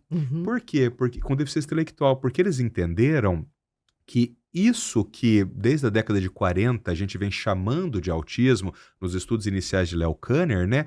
Não era o que hoje a gente chama de autismo nível 1. Isso não era autismo. Eles não estavam falando dessas pessoas, Eles nem consideravam o nível 1 como não autismo. era. O que hoje a gente chama de nível 1 não seria autismo há alguns anos atrás. 15 anos atrás já não seria. Então, os americanos criaram o termo autismo profundo, que é o autismo nível 2, 3 de suporte com deficiência intelectual. E o resto eles estão chamando de autismo. Eu tenho muito receio disso, porque essas organizações americanas, elas são, na verdade, elas têm uma influência política muito forte, né? Então, qual que é a impressão que eu tenho? Pode ser que eu esteja sendo leviano, mas eu acho que é uma boa chance. Eu acho que é uma questão política por trás disso. Ou seja, vamos dividir o autismo profundo aqui e o autismo aqui. Qual que é o próximo passo? Não, esses daqui não têm direitos. O que tem direitos são esses daqui. E aí, o que você fez? Você voltou para 2012, aonde síndrome de Hurler não tinha cobertura, síndrome de Asperger não tinha cobertura, transtorno desintegrativo da infância não tinha cobertura, transtorno global do desenvolvimento, porque você separou de novo. Então, o meu receio... se isso não é uma coisa para que os planos de saúde não precisem Mas não tem bancar. outra explicação. Qual que é a outra explicação? Se a academia americana já dividiu em nível 1, 2 e 3 e todo mundo entendeu, por que você precisa pegar essa divisão e redividir? Falar assim, não, vamos pegar esse 2, 3 por para cá e 1 para cá. A comunidade científica entendeu a classificação nível 1, 2 e 3. Então, eu vejo isso... de uma forma muito preocupante, porque a impressão que eu tenho, a legislação no Brasil, se você observar, por exemplo, a questão do FGTS, ela já faz isso. FGTS nível 1 você não pode sacar. Você só pode sacar nível 2, 3 suporte. Então, pro autismo? Sim. Quando você vai preencher o papel ali para a família, lá diz isso. Se for, tem que ser nível 2, 3, senão não tem nem o campo para você marcar. Ou seja, já se tem a percepção de que isso vai precisar em algum momento ser dividido. Mas pensando sobre a nossa perspectiva da neurociência, por que isso é importante? Porque são pessoas totalmente diferentes. Se você pensar nível 1 aqui e 2, 3 aqui, e for pensar na deficiência intelectual, tem uma frase, depois a gente pode discutir essa frase, que eu sempre digo que é o seguinte, o problema do autismo não é o autismo, o problema do autismo é a deficiência intelectual. Sim. Então, se você for só autista, se você estiver só no TEA, você tem um tipo de problema. Se você tiver autismo e deficiência intelectual, aí você tem um enorme problema. Exatamente. E por que aí passa a ter lógica essa divisão aqui? Porque quando você pega o autista nível 1 de suporte, ele não tem DI. Porque se ele tiver, ele virou nível 2. Ele não tem deficiência, exatamente, intelectual. Ele, pelo contrário. Muitas vezes ele é up até. Exatamente. Mas se você pegar esse segundo grupo aqui, que é o nível 2, 3 suporte, acima de 75% tem DI. Então, você entende que é como se a gente, quando juntou tudo isso... Quando botou tudo no espectro, ficou difícil. Muito, porque são pessoas muito diferentes. Hoje você tem um sujeito que o cara tem um mestrado, um doutorado, ele é médico, não sei o que lá, e ele recebeu um diagnóstico de autismo nível 1 de suporte.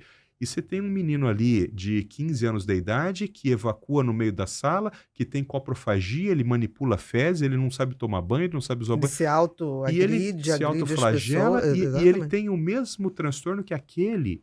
Entende? Se você pensar na psiquiatria de uma forma geral, não acontece isso em outros transtornos. Ué, pensa na esquizofrenia. É verdade. Você pode estar dentro de um espectro da esquizofrenia, mas essas pessoas, em algum momento, elas serão muito parecidas. Exatamente. Você pega um esquizofrênico com 20 anos de evolução, cara, delírio, alucinação, discurso desorganizado. Tem aquela cronificação eles que vão acontece. ficar iguais. Exatamente. O autista é o oposto. Quando você pega o nível 1 de suporte e o nível 2, 3, o nível 1 de suporte ele vai ter uma vida muito linear, enfrentando as suas dificuldades, não estou minimizando, é um enorme problema. Mas o nível 2, 3 de suporte... Conforme os anos vão passando, os desafios vão aumentando. Com certeza. Eles não vão diminuindo, eles vão aumentando. Uma coisa é um nenê autista de 4 anos de coisa que a mãe precisa dar banho. Outra coisa, você precisa dar banho num rapaz de 18 anos de idade. Entendeste? Então, eu acho que a beleza que eu vejo na classificação, ela é isso, é de você entender que tudo bem chamar todo mundo de autista, ok. Mas só que você precisa entender que são questões diferentes e que talvez a gente precise que as políticas públicas... Eu não estou falando que tem que dar menos suporte para esse aqui, mas eu estou falando que tem que dar mais suporte para esse aqui. Entendi o que você está falando. Exemplo... Não é deixar de amparar, mas o amparo é diferente. É diferente. Você quer ver uma coisa? Você pensa hoje na estrutura que a gente tem aqui no Brasil. um sujeito, um moleque de 13 anos, com autismo nível 3 de suporte, deficiência intelectual, comportamento heteroviolento. Aí, daqui a pouco, a mãe vai morrer, o pai vai morrer.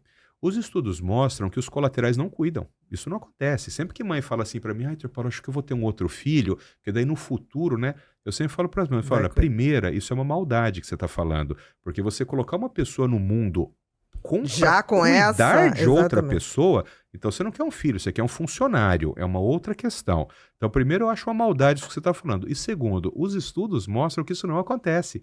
Não acontece, essa pessoa ela vai casar, ela vai constituir a vida dela. Quando você morrer, o seu outro filho tem filhos. Ele não vai, de verdade, largar a família dele para cuidar do irmão. Então, a lógica, ela não é essa. Qual que é a lógica? Nós, enquanto sociedade, precisamos entender que existem elos na nossa corrente que eles são fracos. E esses elos, eles precisam ser cuidados. Então, quando você pega uma pessoa nível 3 de suporte, toda a sociedade precisa entender que nós temos uma obrigação humanitária de cuidar daquele indivíduo. É como se fosse, eu sei que isso parece assim uma fantasia da minha cabeça. Ou uma utopia, mas não é. Não é, porque se todas as pessoas entendessem que nós precisamos cuidar daquela pessoa com nível 3 de suporte, a carga fica muito pequena para todo mundo. E a política pública, o que ela tem que fazer? Ela tem que entender que esta mãe vai morrer, que esse pai vai morrer, porque isso é ordem natural. E aquele moleque que hoje tem 13 anos, daqui a pouco ele tem 25 e não tem ninguém por ele. Então nós precisamos de uma estrutura governamental aonde colocar essas pessoas. Porque hoje, Ana, não tem. Exatamente. O que você vê hoje, menina, é essas pessoas indo para casa de passagem. Daí você fala, casa de passagem? É, porque não tem estrutura governamental, você não tem aonde colocar. Exatamente. Claro que toda vez que eu faço esse discurso, alguém fala assim, Paulo, só que isso é muito caro. É muito caro, só que tem coisas na vida que não tem o que discutir, entendeu? Acho que sendo cara ou sendo barata, você vai ter que fazer. Então, essa perspectiva, ela não passa pela discussão financeira, ela passa pela discussão da gente compreender da necessidade. Que uma corrente ela é tão mais fraca quanto o seu elo mais fraco. Então, se a gente não for agir no elo mais fraco, a corrente ela quebra, entendeste? E essa, infelizmente, e aí eu não estou falando nada de direita ou de esquerda, isso não é a perspectiva dos governos aqui no Brasil, de olhar para a minoria, esse tipo de minoria, né? De pessoas que a saúde é muito fragilizada, né? Então, e aí acaba que fica essas aberrações. Quando você pergunta para uma mãe de um autista grave, 100% delas falam assim, Dr. Paulo, eu perdi o direito de morrer. Essa é a frase que eu ouço. Eu perdi o direito de morrer, porque se eu morrer... Fora a angústia que essa mulher vive, né? Todos os dias. A vida toda. Olha, a frase mais dura que eu ouvi na minha vida, Ana, foi de uma mãe. Uma mãe chegou pra mim, aquele dia lá, eu tô ficando velho, acho que eu tô ficando mais bundão, não, mas assim, eu mas entendo aquele que você dia, tá falando. menina... A gente chora mesmo, a mãe falou assim pra mim, morrer, Dr. Paulo, o que eu peço é que no dia que eu morra, 1 minuto depois, Deus leve meu filho. Entendi. Entendeste? Por quê? Porque ela Mas sabe que o que ela faz, ninguém vai fazer. Ninguém faz o que mãe faz. Exatamente. As pessoas podem até, caridosamente, pagar para alguém fazer o serviço, mas cuidar de filho nessa situação não que terá. ele mãe cuida, não tem. Terá. Quando essa mulher falou isso, menina, olha, ela arrancou meu coração com a mão, assim. Eu quero que Deus me leve 1 minuto depois, leve. E dá para entender. Eu sou 100% ela não quer que o filho morra. Ela quer que ele tenha o direito de continuar sendo cuidado. Total. Mesmo que em outra dimensão. Eu consigo me colocar 100% no lugar dessa pessoa, assim. 100% no lugar. E é uma coisa que mãe e pai, um filho autista de nível 3, e até nível 2 também, tem que pensar. Tem que pensar. Não tem como. Eu sei que isso é uma coisa super saia justa, mas eu falo com as famílias, conforme os anos vão passando, a gente vai ganhando mais intimidade. Às vezes a pessoa fala assim, Dr. Paulo, eu tô gastando não sei quantos mil por mês tal. E aí às vezes eu faço uma ponderação com a família. Eu falo, linda, pensa aqui comigo. Teu filho tem 17 anos de idade. Ele não sabe falar, ele não sabe tomar banho, ele não aprendeu as coisas. Ele tem 17 anos, a gente está nessa luta já há 15 anos. Você está entendendo que você está colocando dinheiro bom em coisa ruim a partir de agora? Que é melhor a gente pegar esses 5 mil que você está... Vamos fazer uma poupança com esse dinheiro? Vamos pegar essa criança, esse menino aqui, vamos dar dignidade para ele hoje. Se tudo já foi feito, Cara, e né? assim, você tá há 15 anos fazendo uma A coisa mesma e a coisa. pessoa não aprendeu, Uhum. você precisa compreender, eu chamo isso de desinstitucionalizar a criança, né? Cara, vamos tirar ela desse circuito que a Sim. gente criou, vamos colocar ela para fazer aula de natação, porque uma aula de natação, você estava falando do Gustavo Borges, né? Você Exatamente. coloca uma aula de natação bem trabalhada, é um treino de habilidade social brutal. Eu sempre dou um exemplo, você chega numa aula de natação, não tem a catraca com a moça ali? Que você Vamos ensinar, cumprimentar a moça da catraca. Não tem que, passar na não é? roleta, Não tem que fazer. trocar de roupa para ir para a piscina. Vamos ensinar atividades de vida diária, pôr, tirar roupa e tomar banho. Sai da aula de natação, não está com fome? Vamos ensinar a ir lá e pedir um refrigerante Na cantina ali, da academia, do Pô, clube. você consegue ensinar na vida real um monte de coisa. A criança não precisa ficar trancada dentro de uma clínica exclusivamente, né? E aí, quando você começa a perceber isso, você começa a perceber que sobra uma graninha no final do mês, cara, guarda essa grana, porque no futuro, quando você não estiver aqui, aquela pessoa vai precisar desse dinheiro. Alguém Exatamente. vai ter que Vai bancar, gerir isso de alguma maneira. vai ter um curador, Um curador. que alguém vai ter que gerenciar o dinheiro dessa pessoa, mas pelo menos ela vai ter dignidade no resto da vida, né? Com certeza. É um pensamento ruim de fazer, mas ele é necessário em algum momento para essas famílias. E outra coisa, né, que eu vejo, assim, de vez em quando, eu vejo mães, eu vou levar no médico, que agora falou que não precisa usar nenhum remédio, né? É só mudar a alimentação. Eu acho meio cruel, Total. porque a gente tem que entender, e eu acho às vezes que isso pode ser irresponsável, que a gente tem, como fizeram, associar autismo à vacina e isso é irresponsabilidade, porque assim, nível 2, nível 3 vai precisar de medicação, vem acompanhado com comorbidade, vem acompanhado com deficiência intelectual, e é claro... Com violência, com agressividade. Com agressividade, e é claro que um determinado tipo de dieta, né, vai ser bom, porque é bom para qualquer Para pessoa. todos nós. Né? Excesso de açúcar faz mal para todo mundo, principalmente o açúcar refinado. O excesso de refrigerante também descalcifica os ossos. Então, assim, mas não colocar que isso, porque aí vai criar uma restrição Total. tão grande na vida daquela criança, daquela mãe, que a mãe vai ao aniversário, a criança se diverte, não, mas você não pode comer isso aqui, Total. quando ela está tentando interagir. Eu sempre falo isso. Então, Alimentação é sobretudo um ato social. Exatamente. E a gente tem que começar a entender, assim, alguns suplementos vão melhorar? Vão. Mas não é a promessa, né? Como a gente estava falando aqui no nosso envelhecimento, antioxidantes fazem bem? Faz bem, não tenha dúvida. Envelhecer com dignidade, fazer exercício físico, foi o que você falou, vai para natação, vai para uma atividade, vai até para uma coisa de disciplina de luta. Total. Tem profissionais que fazem trabalho de ensinar luta, jiu-jitsu para crianças com autismo, que eu acho que devia ser super divulgado isso. Vou te dar um exemplo. Você viu que eu veio com o Felipe hoje aqui. Uhum. Felipe, multicampeão brasileiro. Felipe? Felipe Nilo. Uhum. Lutou no UFC e chegou um momento... Depois, um dia ele vai... Uhum. Felipe, chamar ele aqui. Você vai se apaixonar. Uhum. Felipe chegou um momento da vida dele em que, cara, já tinha ganhado tudo que podia, coisa e tal, e ele falou assim, sabe o que eu quero fazer? Depois ele conta essa história, quero trabalhar com criança autista. E hoje ele tem um projeto aqui, a clínica dele fica aqui no Rio, ele tem em outros lugares também, ele ensina comportamento sob a perspectiva das artes marciais, entendeu? Ótimo. E eu tenho discutido muito com ele, que ele lançou um livro agora faz muito pouco tempo sobre isso, sobre artes marciais, crianças autistas, escreveu o prefácio do livro dele, né? E tem uma coisa que sempre me incomodou, e eu percebo que incomoda ele também. As escolas hoje, Ana, elas são divididas em presas e predadores. Eu sempre falo isso. Então, assim, hoje a história do bullying, né? Os nossos pacientes, os autistas, eles são as vítimas perfeitas. Perfeito. Sabe por quê? Prediletas para quem vai fazer Na imensa maioria bullying. das vezes eles não percebem que estão sendo abusados. Exatamente. Eles não têm, e como eles não têm a tomada de perspectiva, eles não se colocam na posição do outro, muitas vezes essa pessoa ela é abusada durante anos sem perceber isso. E você ensinar as nossas crianças a se defender, isso não tem nada a ver com agressividade. Ensinar as pessoas a se defenderem é de uma relevância para o meu público autista Com certeza. absolutamente fundamental. Necessário. Eu faço isso no consultório.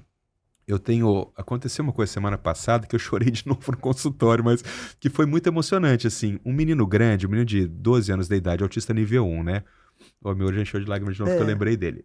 Ele falou no consultório, assim, eu estava conversando com a mãe e tal, e ele, né, nos atravessou e falou assim, tio Paulo, fulano de tal me chutou. na escola. Daí eu falei pra ele assim, meu amor, e por que aconteceu isso? Daí ele falou assim, não sei, Não mas ele sei. chutou forte. Daí eu falei assim, é mesmo? E o que você fez? Ele falou assim, eu fui lá e dei um abraço nele.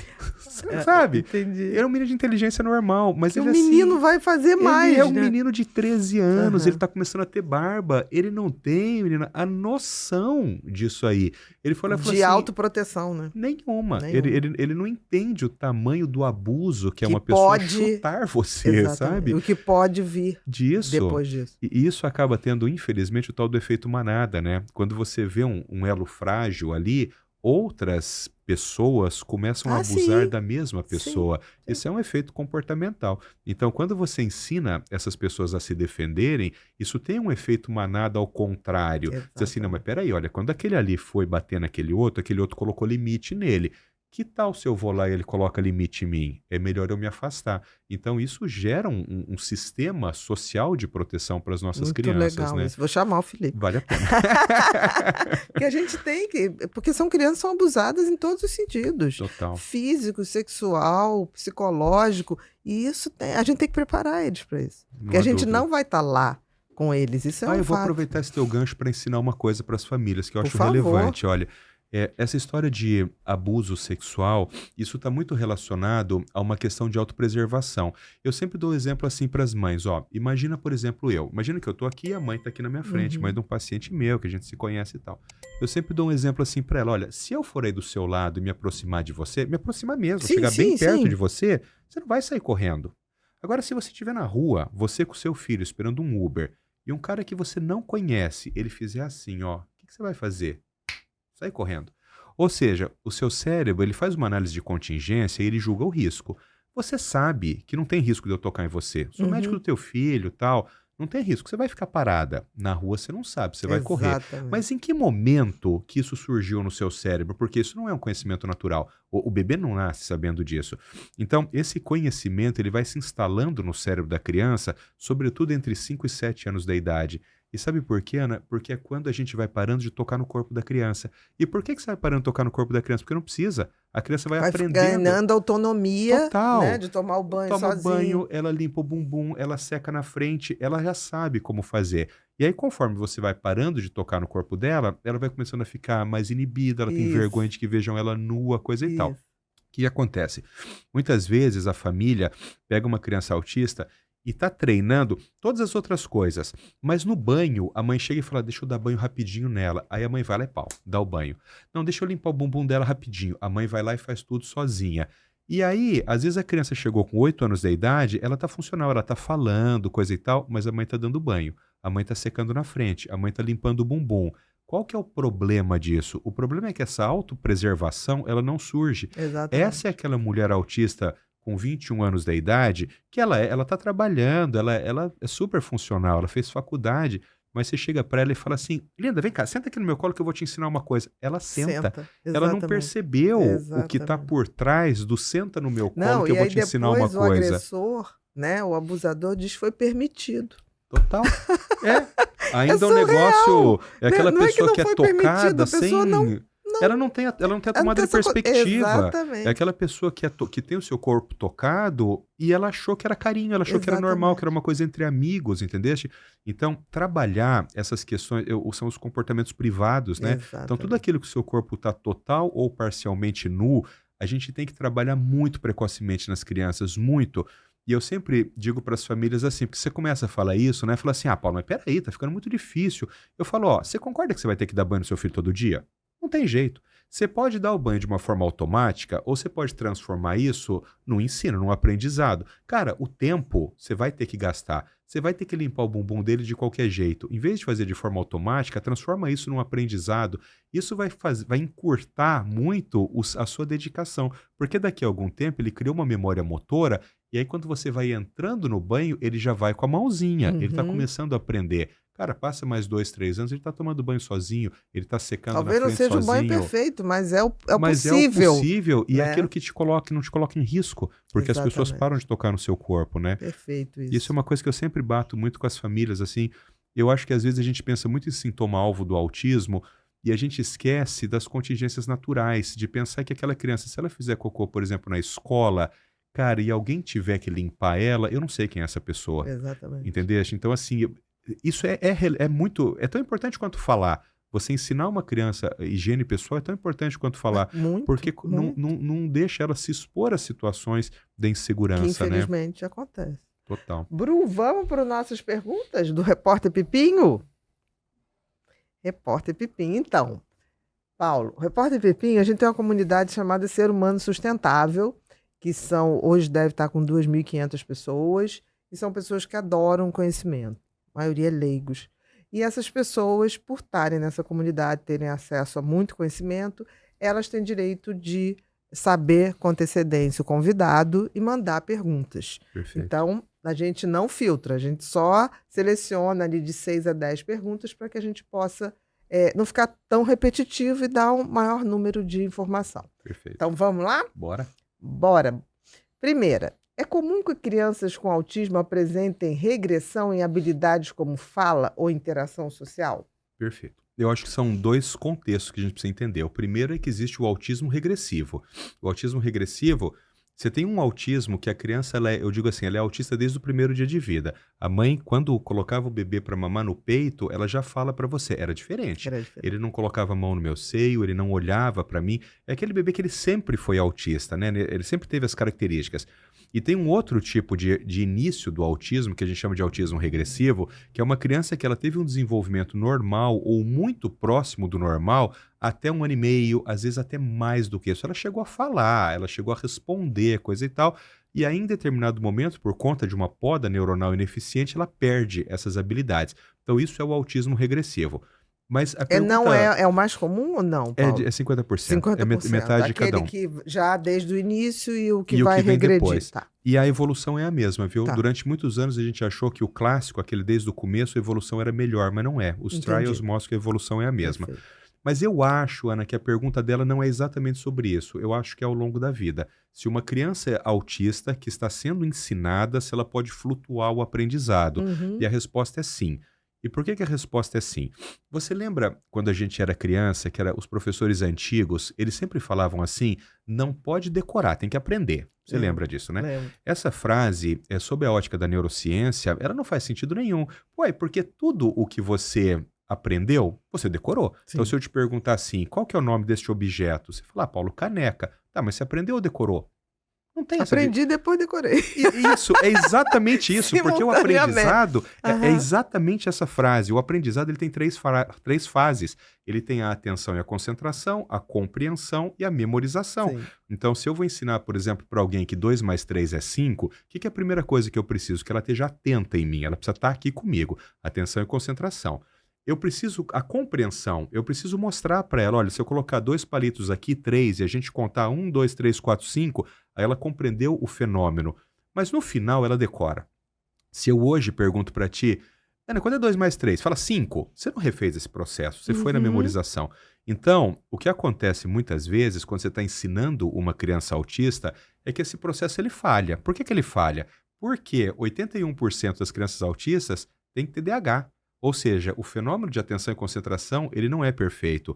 75% das crianças autistas têm deficiência intelectual, então a compreensão ela não é perfeita. Doença de memória não existe em criança, né? A doença de memória é coisa de velho, são as demências ou degenerações, coisa e tal, mas a gente não considera isso. Então, se você tem uma criança que tem TDAH e DI, ou só TDAH ou só DI, o ensino pode ser flutuante. Então, você ensina uma coisa hoje para ela e quando você vai retomar isso daqui a algum tempo, você fala, ela perdeu aquilo, então ela flutuou. É por isso que nos programas de ensino baseados na aba, na análise do comportamento aplicada, o que a gente faz? Quando eu te ensino uma coisa e eu falo assim, sei lá, eu ensinei a Ana a bater palma. Daí eu falo, bom, então ela já aprendeu a bater palma, eu vou te ensinar uma outra coisa agora. Agora eu vou ensinar a pegar caneca. Eu pego o bater palma e coloco num programa de manutenção. Ele fica lá em stand-by. E vou ensinar agora a pegar caneca. Só que uma vez por semana eu volto e falo assim, no que eu bater palma? entendi. Aí se você bate palma, eu continuo aquilo.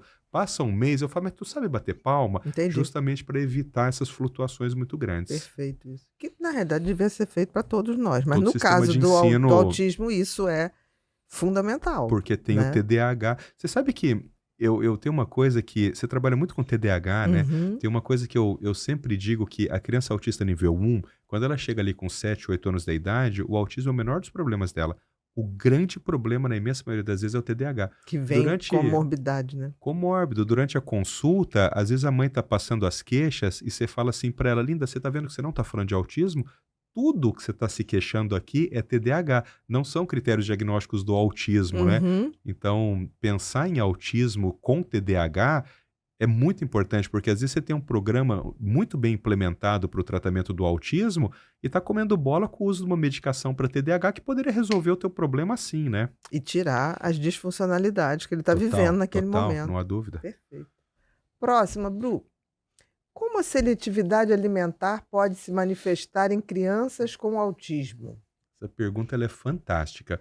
E eu vou dar uma orientação para essa pessoa que é assim, ó. Aqui no Brasil, as pessoas têm usado o termo seletividade alimentar, na verdade, querendo chamar outra coisa. Seletividade alimentar é um comportamento normal, toda criança tem. tem. A criança, ela é seletiva. Então, enquanto ela está formando o paladar dela, ela vai selecionando, né? O que ela mais gosta, o que ela menos gosta e tal. Então, na verdade, o termo é TARE, é transtorno alimentar restritivo evitativo. O que está lá no DSM-5 é isso. Então, a doença psiquiátrica que leva a um comprometimento nutricional por seletividade É é TARE. o TARE, é o transtorno alimentar. O TARE, ele pode se manifestar de 3 formas principais, assim. A primeira, ela é sensorial. Então, tem algumas crianças adultos, pessoas autistas, que elas selecionam o que elas vão comer com base em questões sensoriais, de temperatura, de textura. É muito comum. E aí tem que tomar um pouco de cuidado, Ana, porque quando a pessoa estuda o autismo de uma forma mais superficial e a criança tem TARE ou ela é hiperseletiva tal, todo mundo fala assim, isso aqui é um problema sensorial. Isso é uma das causas. Existe uma outra causa que ela é comportamental. Eu tenho, por exemplo, crianças que só comem alimentos em determinadas cores. Então a criança ela seleciona coisa marrom. Então ela passa ali 8 meses, 12 meses, 1 ano e meio comendo caldo de feijão e bife. E o critério que ela usou é um critério comportamental, é a cor do alimento. Entendi. Forma, eu tenho um vídeo de uma mãe, que a mãe me autorizou, eu mostro em aula esse vídeo, a mãe pega arroz branco e coloca num arroz solto assim, num prato ali. E aí a mãe pega o arroz com uma colher e vai levando na boca da criança. A criança olha aquilo, ela começa a nausear, assim, do arroz branco. Aí no vídeo, sem corte, a mãe pega o arroz, junta com a mão dela e faz um nigiri. Ela esmaga, faz um bolinho. A criança pega e come. Ou seja, do ponto de vista comportamental, quando o arroz está separado, o cérebro não identificou como comida. É como se eu quisesse enfiar um papel na sua boca. Entendi. Você vai acabar nauseando. Agora, quando aquele arroz está junto, ela identifica como comida. É uma seleção comportamental. E tem um terceiro mecanismo do transtorno alimentar que é muito pouco discutido, mas é muito relevante, que é quando o comprometimento ele é motor. As pessoas não pensam nisso, mas se hoje à noite, quando você for comer um pedacinho de bife, você tentar mastigar aquilo pensando no que você está fazendo, você vai compreender o quanto o seu cérebro precisa controlar a mastigação para você comer.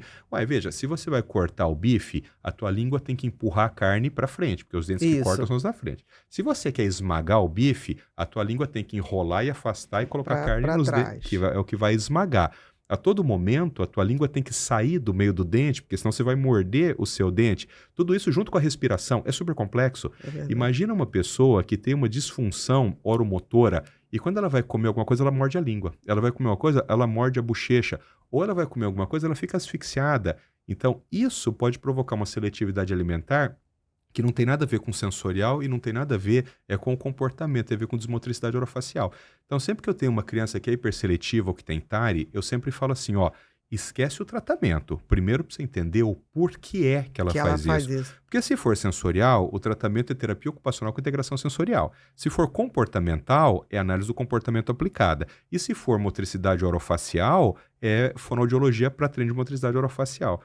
Hoje em dia você vê pessoas que a mãe fala assim, Dr. Paulo, esse negócio de seletividade eu não ligo mais não, porque faz 15 anos que está tratando e continua. Porque está tratando errado, né? Exatamente. A pessoa é comportamental, você está fazendo IS para ela. Uma coisa não tem nada o que ver com a outra, né? Exatamente. É bem mais complexo, né? A gente não nota isso, mas é bem mais complexo. E muitas vezes também vai ter que ter intervenção de dentista. Né? Total, de bucomaxilo e tal, não há dúvida. Pode ser também uma projeção uma questão estrutural óssea, né? também. Pode total. também.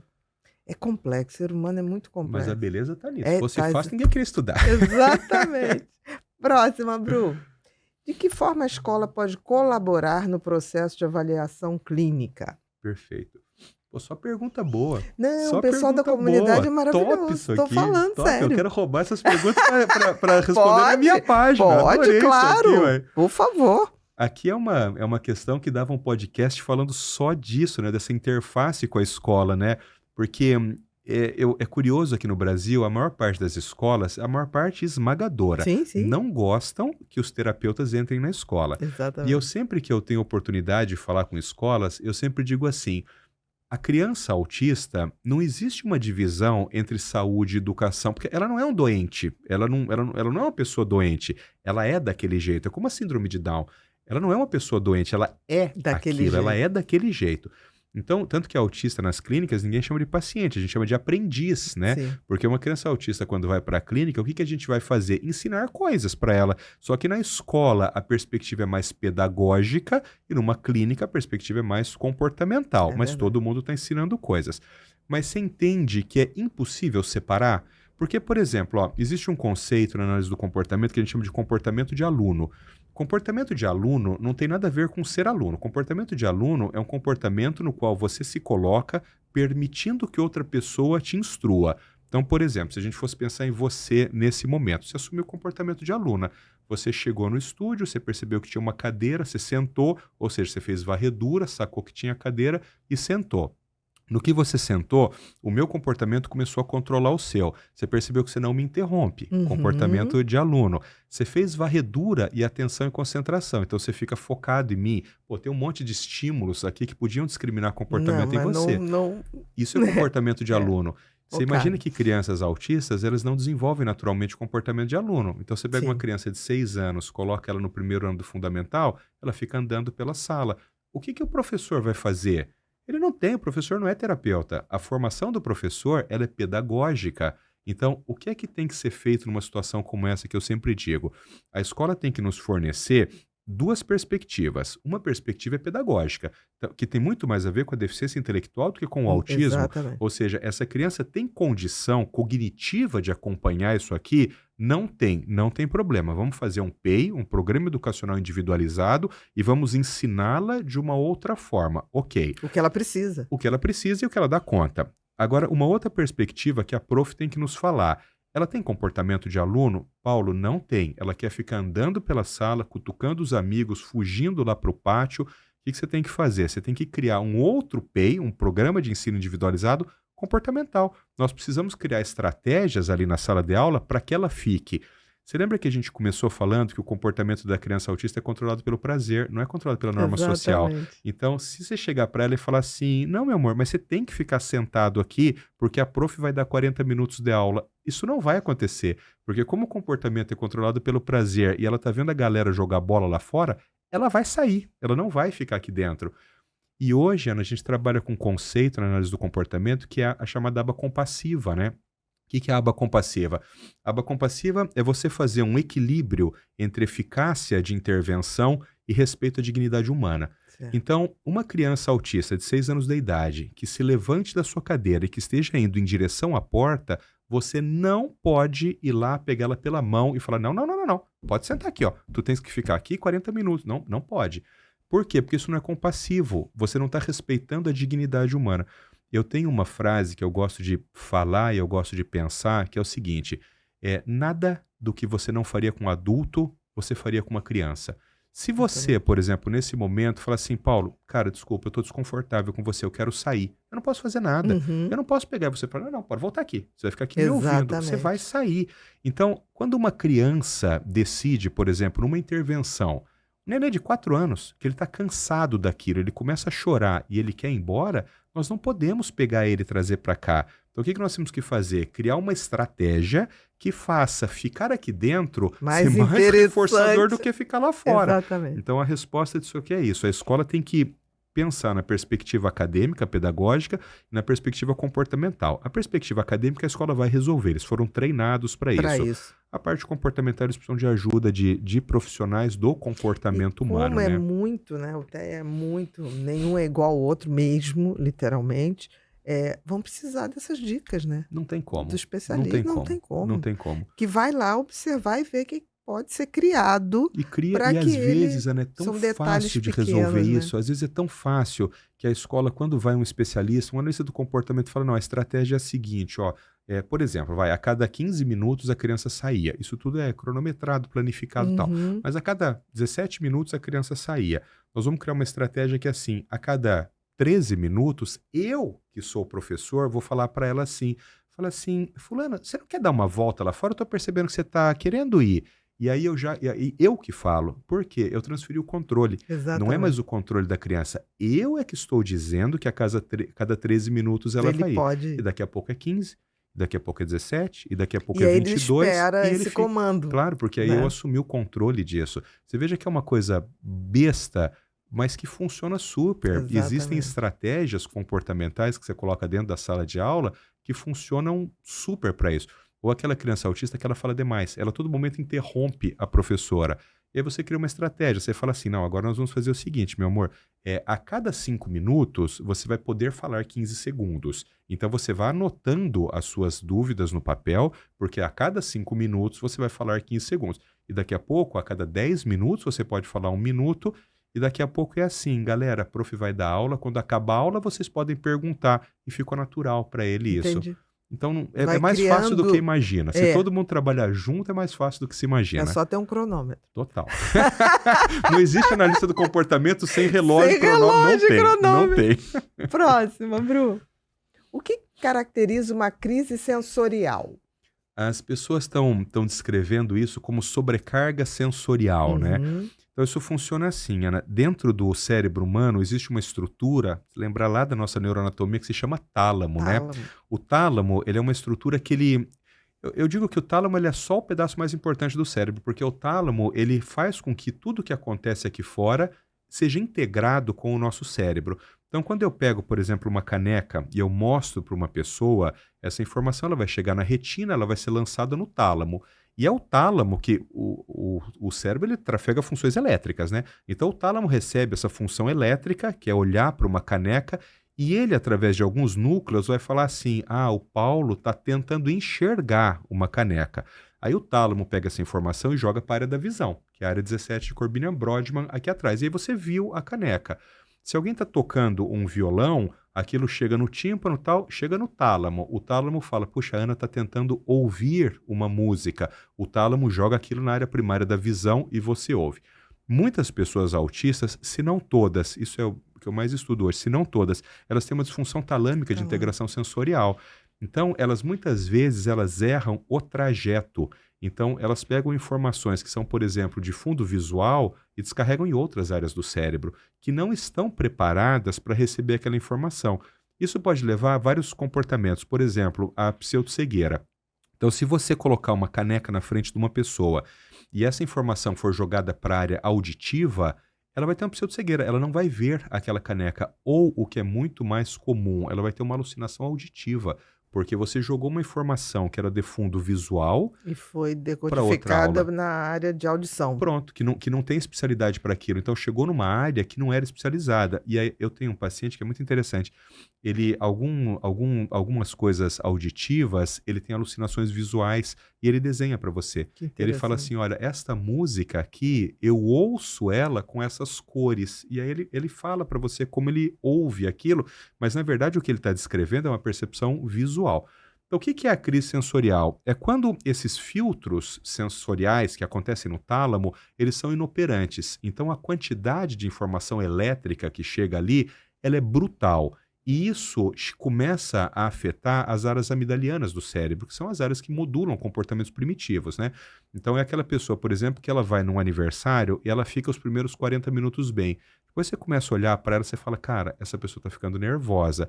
E aí, em determinado momento, ela tem um grito e ela sai correndo dali. Por quê? Porque informações sensoriais que deveriam estar sendo avaliadas no córtex cerebral começaram a ativar áreas profundas do lobo temporal, que uma delas é a área amigdaliana profunda. E aí você Uhum. pode ter crise de raiva, você pode ter comportamento heteroviolento. Até porque a pessoa não tá se enquadrando ali, não está Total. sendo interpretado Você de uma passou de forma uma amistosa. quantidade que ela consiga. O Exatamente. mais comum é a autoflagelação, viu? Essas Uhum. pessoas, elas se machucam. Só que, às vezes, quando é um adulto com autocontrole, eles começam a se apertar. A pessoa começa a fazer assim, ó. Você Entendi. olha, você fala assim, cara, mas por quê? Daí você olha e fala assim, acho que ela tá ansiosa. Na verdade, isso é uma autoflagelação. E se você não bloqueia esse comportamento, ela pode começar a se morder, ela pode Exatamente. começar a arrancar, sabe quando arranca essas Sim, essas beiradinhas coisinhas e... que é um padrão de autoflagelação. Ou Aham. começar a se coçar. Coçar o seu corpo, em alguma medida, é ok. Em alguma medida, é autoflagelação. Com Se você certeza. começa a se coçar e se machucar, é autoflagelação. Então, crise sensorial é isso. Essa sobrecarga. É uma sobrecarga. E tem uma outra coisa interessante, que às vezes essa crise sensorial é desencadeada pela interação social. Os autistas chamam, esse nome não existe, mas eles chamam isso de ressaca social. É aquela pessoa que ela foi para uma festa, ela deu conta daquilo, mas no dia seguinte ela está Exausta. acabada, exausta. Ou seja, tudo que ela tinha de mecanismos de autocontrole, ela deixou naquelas 3 horas da festa ali. Aí no outro dia, às vezes vai 2, 3 dias. Então é uma crise sensorial que eles têm chamado de ressaca social, isso aí, mas o Ressaca mecanismo social. ele é o mesmo. Esse.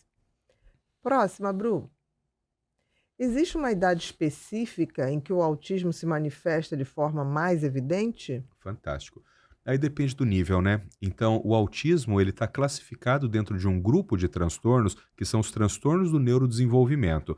Então, a rigor, do ponto de vista técnico, do ponto de vista teórico, o diagnóstico tem que obrigatoriamente ser feito nos primeiros 3 anos. Só que isso vale para o autismo nível 2, 3 de suporte. Você mesmo contou de um caso de um rapaz que foi com 48 anos, né? Então, você veja, por que que isso aconteceu? Não é que ele foi De negligenciado, jeito nenhum. é que Nesse caso específico, de os jeito nenhum. sinais ali, eles eram tão pouco específicos que foi passando. Então, essa pessoa às vezes já passou num monte de médico, né? Às vezes colegas muito bons e tal, mas eles não conseguiram ligar aquele fio da meada. Então, se for nível 2, 3 de suporte, um bom médico hoje, com 1 ano e meio, 2 anos, faz o Já diagnóstico. começa. Eu tenho, o bebê mais novo que eu tenho diagnosticado é um bebê de 7 meses. E foi um caso tão interessante porque a mãe, uma fonoaudióloga, ela entrou no meu consultório, um bebê de 7 meses, 7 meses e meio. Ela falou assim, doutor Paulo, eu não vou falar nada. Eu quero que o senhor veja, porque a minha queixa, ela é essa. Ela colocou o seio para fora e colocou o bebê. O bebê encaixou a boca e começou a chupar. Eu nunca vi uma coisa tão, cara, tão evidente assim. A mãe pegava no rostinho dele e forçava assim. E o bebê fazia assim, ó. E aí, Ele rejeitava, né? 100%. E aí, quando a mãe desencaixou o bebê do peito dela, o bebê ergueu a mão, Ana, e ele olhava, ele fazia assim, ó. Aquele sinal clássico da estereotipia dos Porque bebês, se ela não assim. encaixasse, não tinha jeito. Não percebia. Ele, pelo contrário, né? Ele Eu saía. olhei aquilo, eu falei pra ela assim, eu falei assim, linda, ele é um bebê, muito bebê, mas assim, olha, muito provavelmente, isso aqui é uma forma muito grave de transtorno do espectro do autismo, porque tá muito evidente já nesse bebê, né? Enfim, essa criança está comigo já há muitos anos, ele tem hoje 4 anos e meio, 5 anos, e é um autista muito grave mesmo. Mas você veja, talvez ele não fosse autista, talvez ele tivesse um outro transtorno de neurodesenvolvimento. Mas o que eu falei para ela foi assim, eu não tenho certeza absoluta que o seu filho é autista, mas eu tenho certeza absoluta que ele precisa de uma intervenção. O mais Porque precoce possível, seja agora, como for. porque né? isso que a gente está vendo aqui não é um comportamento normal de um bebê de 7 meses, né? E de fato era. Então, a idade é assim, dependendo da gravidade, o mais jovem possível. Mas, teve acho que o Anthony Hopkins foi diagnosticado, tinha, sei lá, 60 60 anos, e pouco, né? o Ou seja, Anthony assim, Hopkins. então pode acontecer isso. E no DSM E tem muita essa gente previsão. chamava ele como se ele fosse, depois que ele fez o Silêncio dos Inocentes, The Silence of the Lambs, né? O Silêncio dos Inocentes, ele foi classificado como, esse cara deve ser psicopata, porque ele é meio estranho, E era né? ele, né? Não olha no olho, e não era nada disso, quer dizer, Total. passava como uma frieza. Você sabe, Ana, que tem E uma não coisa é que uma eu frieza. sempre gosto de pensar, o autista nível 1 de suporte, claro, eu vou colocar isso entre aspas, assim, mas o autista nível 1 de suporte, muitas vezes ele não parece uma pessoa com transtorno mental, ele parece esquisito. Ele parece esquisito, a sociedade olha e fala, cara, Por que que ele fez isso? Porque ele não percebeu, ele não viu que isso ia E dar muitas errado, vezes tem um tal. talento extraordinário. É o Que é próprio o caso dele, do né? Anthony Hopkins. Ele tem Nenhum outro ator poderia ter feito aquele filme. nenhum. Eu já assisti, Nenhum. adoro ele, né? Eu tenho nos meus Não, bonequinhos ali, tem maravilhoso, ele. Eu maravilhoso. tenho ele de clássico, reprodução, assim. É um clássico, né? Cara, e quando você vai estudar as doenças, a sociopatia, as coisas e tal, cara, nada se compara àquilo, né? Aquilo é Ao que ele maravilhoso. fez, É um né? filme deslumbrante. E outra pessoa não poderia ter feito. Não Só poderia. dava certo com ele. Só. Né? É que nem o Poderoso Chefão. Não Tinha tem- que ter sido Marlon Brando. Não tinha O outro, resto não ia ter graça. Não tem cara. graça. Dom Corleone. Próxima, Bru. Distúrbios do sono podem estar associados a transtornos do desenvolvimento? Podem e tá. Exatamente. 86% dos autistas têm um transtorno de sono. O meu doutorado ele é em sono e comportamento. 86%. 86%. É muito. O meu doutorado ele é em transtorno de sono e comportamento e processamento da informação auditiva, né? Durante muitos anos a gente imaginou que quando a pessoa dormia, o cérebro ele entrava em como se fosse um modo de descanso, né? Numa Imagino. rede padrão. Na verdade, quando a gente dorme, o cérebro ele só começa a fazer outras coisas que ele não faz quando você está acordado. Mas a atividade elétrica, ela é brutal. Você só vai sair de um alfa para um teta delta ali, mas a atividade, ela continua. Existem muitos hormônios que são produzidos só à noite. O aprendizado da fala, ele está intimamente relacionado ao sono. Então, É as crianças... mesmo? Muito. Nossa. O aprendizado da fala do bebê pequeno, quase tudo do que ele ouve durante o dia é fixado no À cérebro durante fases Do sono. profundas do sono. Então, aqueles bebês que eles dormem, acordam. Daí dorme mais 1 hora, acorda. Ele não atinge o sono não REM fase 3 e 4, que é o sono delta, e nem o sono REM, que é quando você começa a aprender essas questões de linguagem. Então, muitas vezes você tem uma criança que está com um programa de intervenção fantástico, mas a qualidade de sono péssima, não aprende. Você ajeita isso aqui, você vê que a criança decola. Então, tem muita relação e é uma preocupação, porque o comportamento humano está muito relacionado ao desenvolvimento adequado do sono. A gente sabe, uma noite mal dormida, no outro dia você está mais intolerante, você está, né, mais agressivo, mais impulsivo e tal. Então, tem uma relação completa e tem que perguntar, porque às vezes a família está tão absorta nas queixas que ela tem durante o dia que ela não está... Não observa. Ela não está o prestando sono, atenção no sono, né? E às vezes é uma coisa fundamental Às ali na vezes a mãe está conduta, né? exausta, apaga. Total. Então, você nem repara, né? Total. Como a total. criança está dormindo. Próxima, Bru. Como orientar os pais que têm medo de um possível diagnóstico? Você falou um pouquinho, né, dessa paciente da fono, né? Eu sempre tão digo, difícil, né? eu sempre falo para as mães assim, quando eu percebo que a consulta está muito pesada, eu sempre falo para as mães assim, cara, esquece o nome. Cara, você quer chamar isso aqui de autismo, deficiência intelectual, pneumonia, é irrelevante o nome.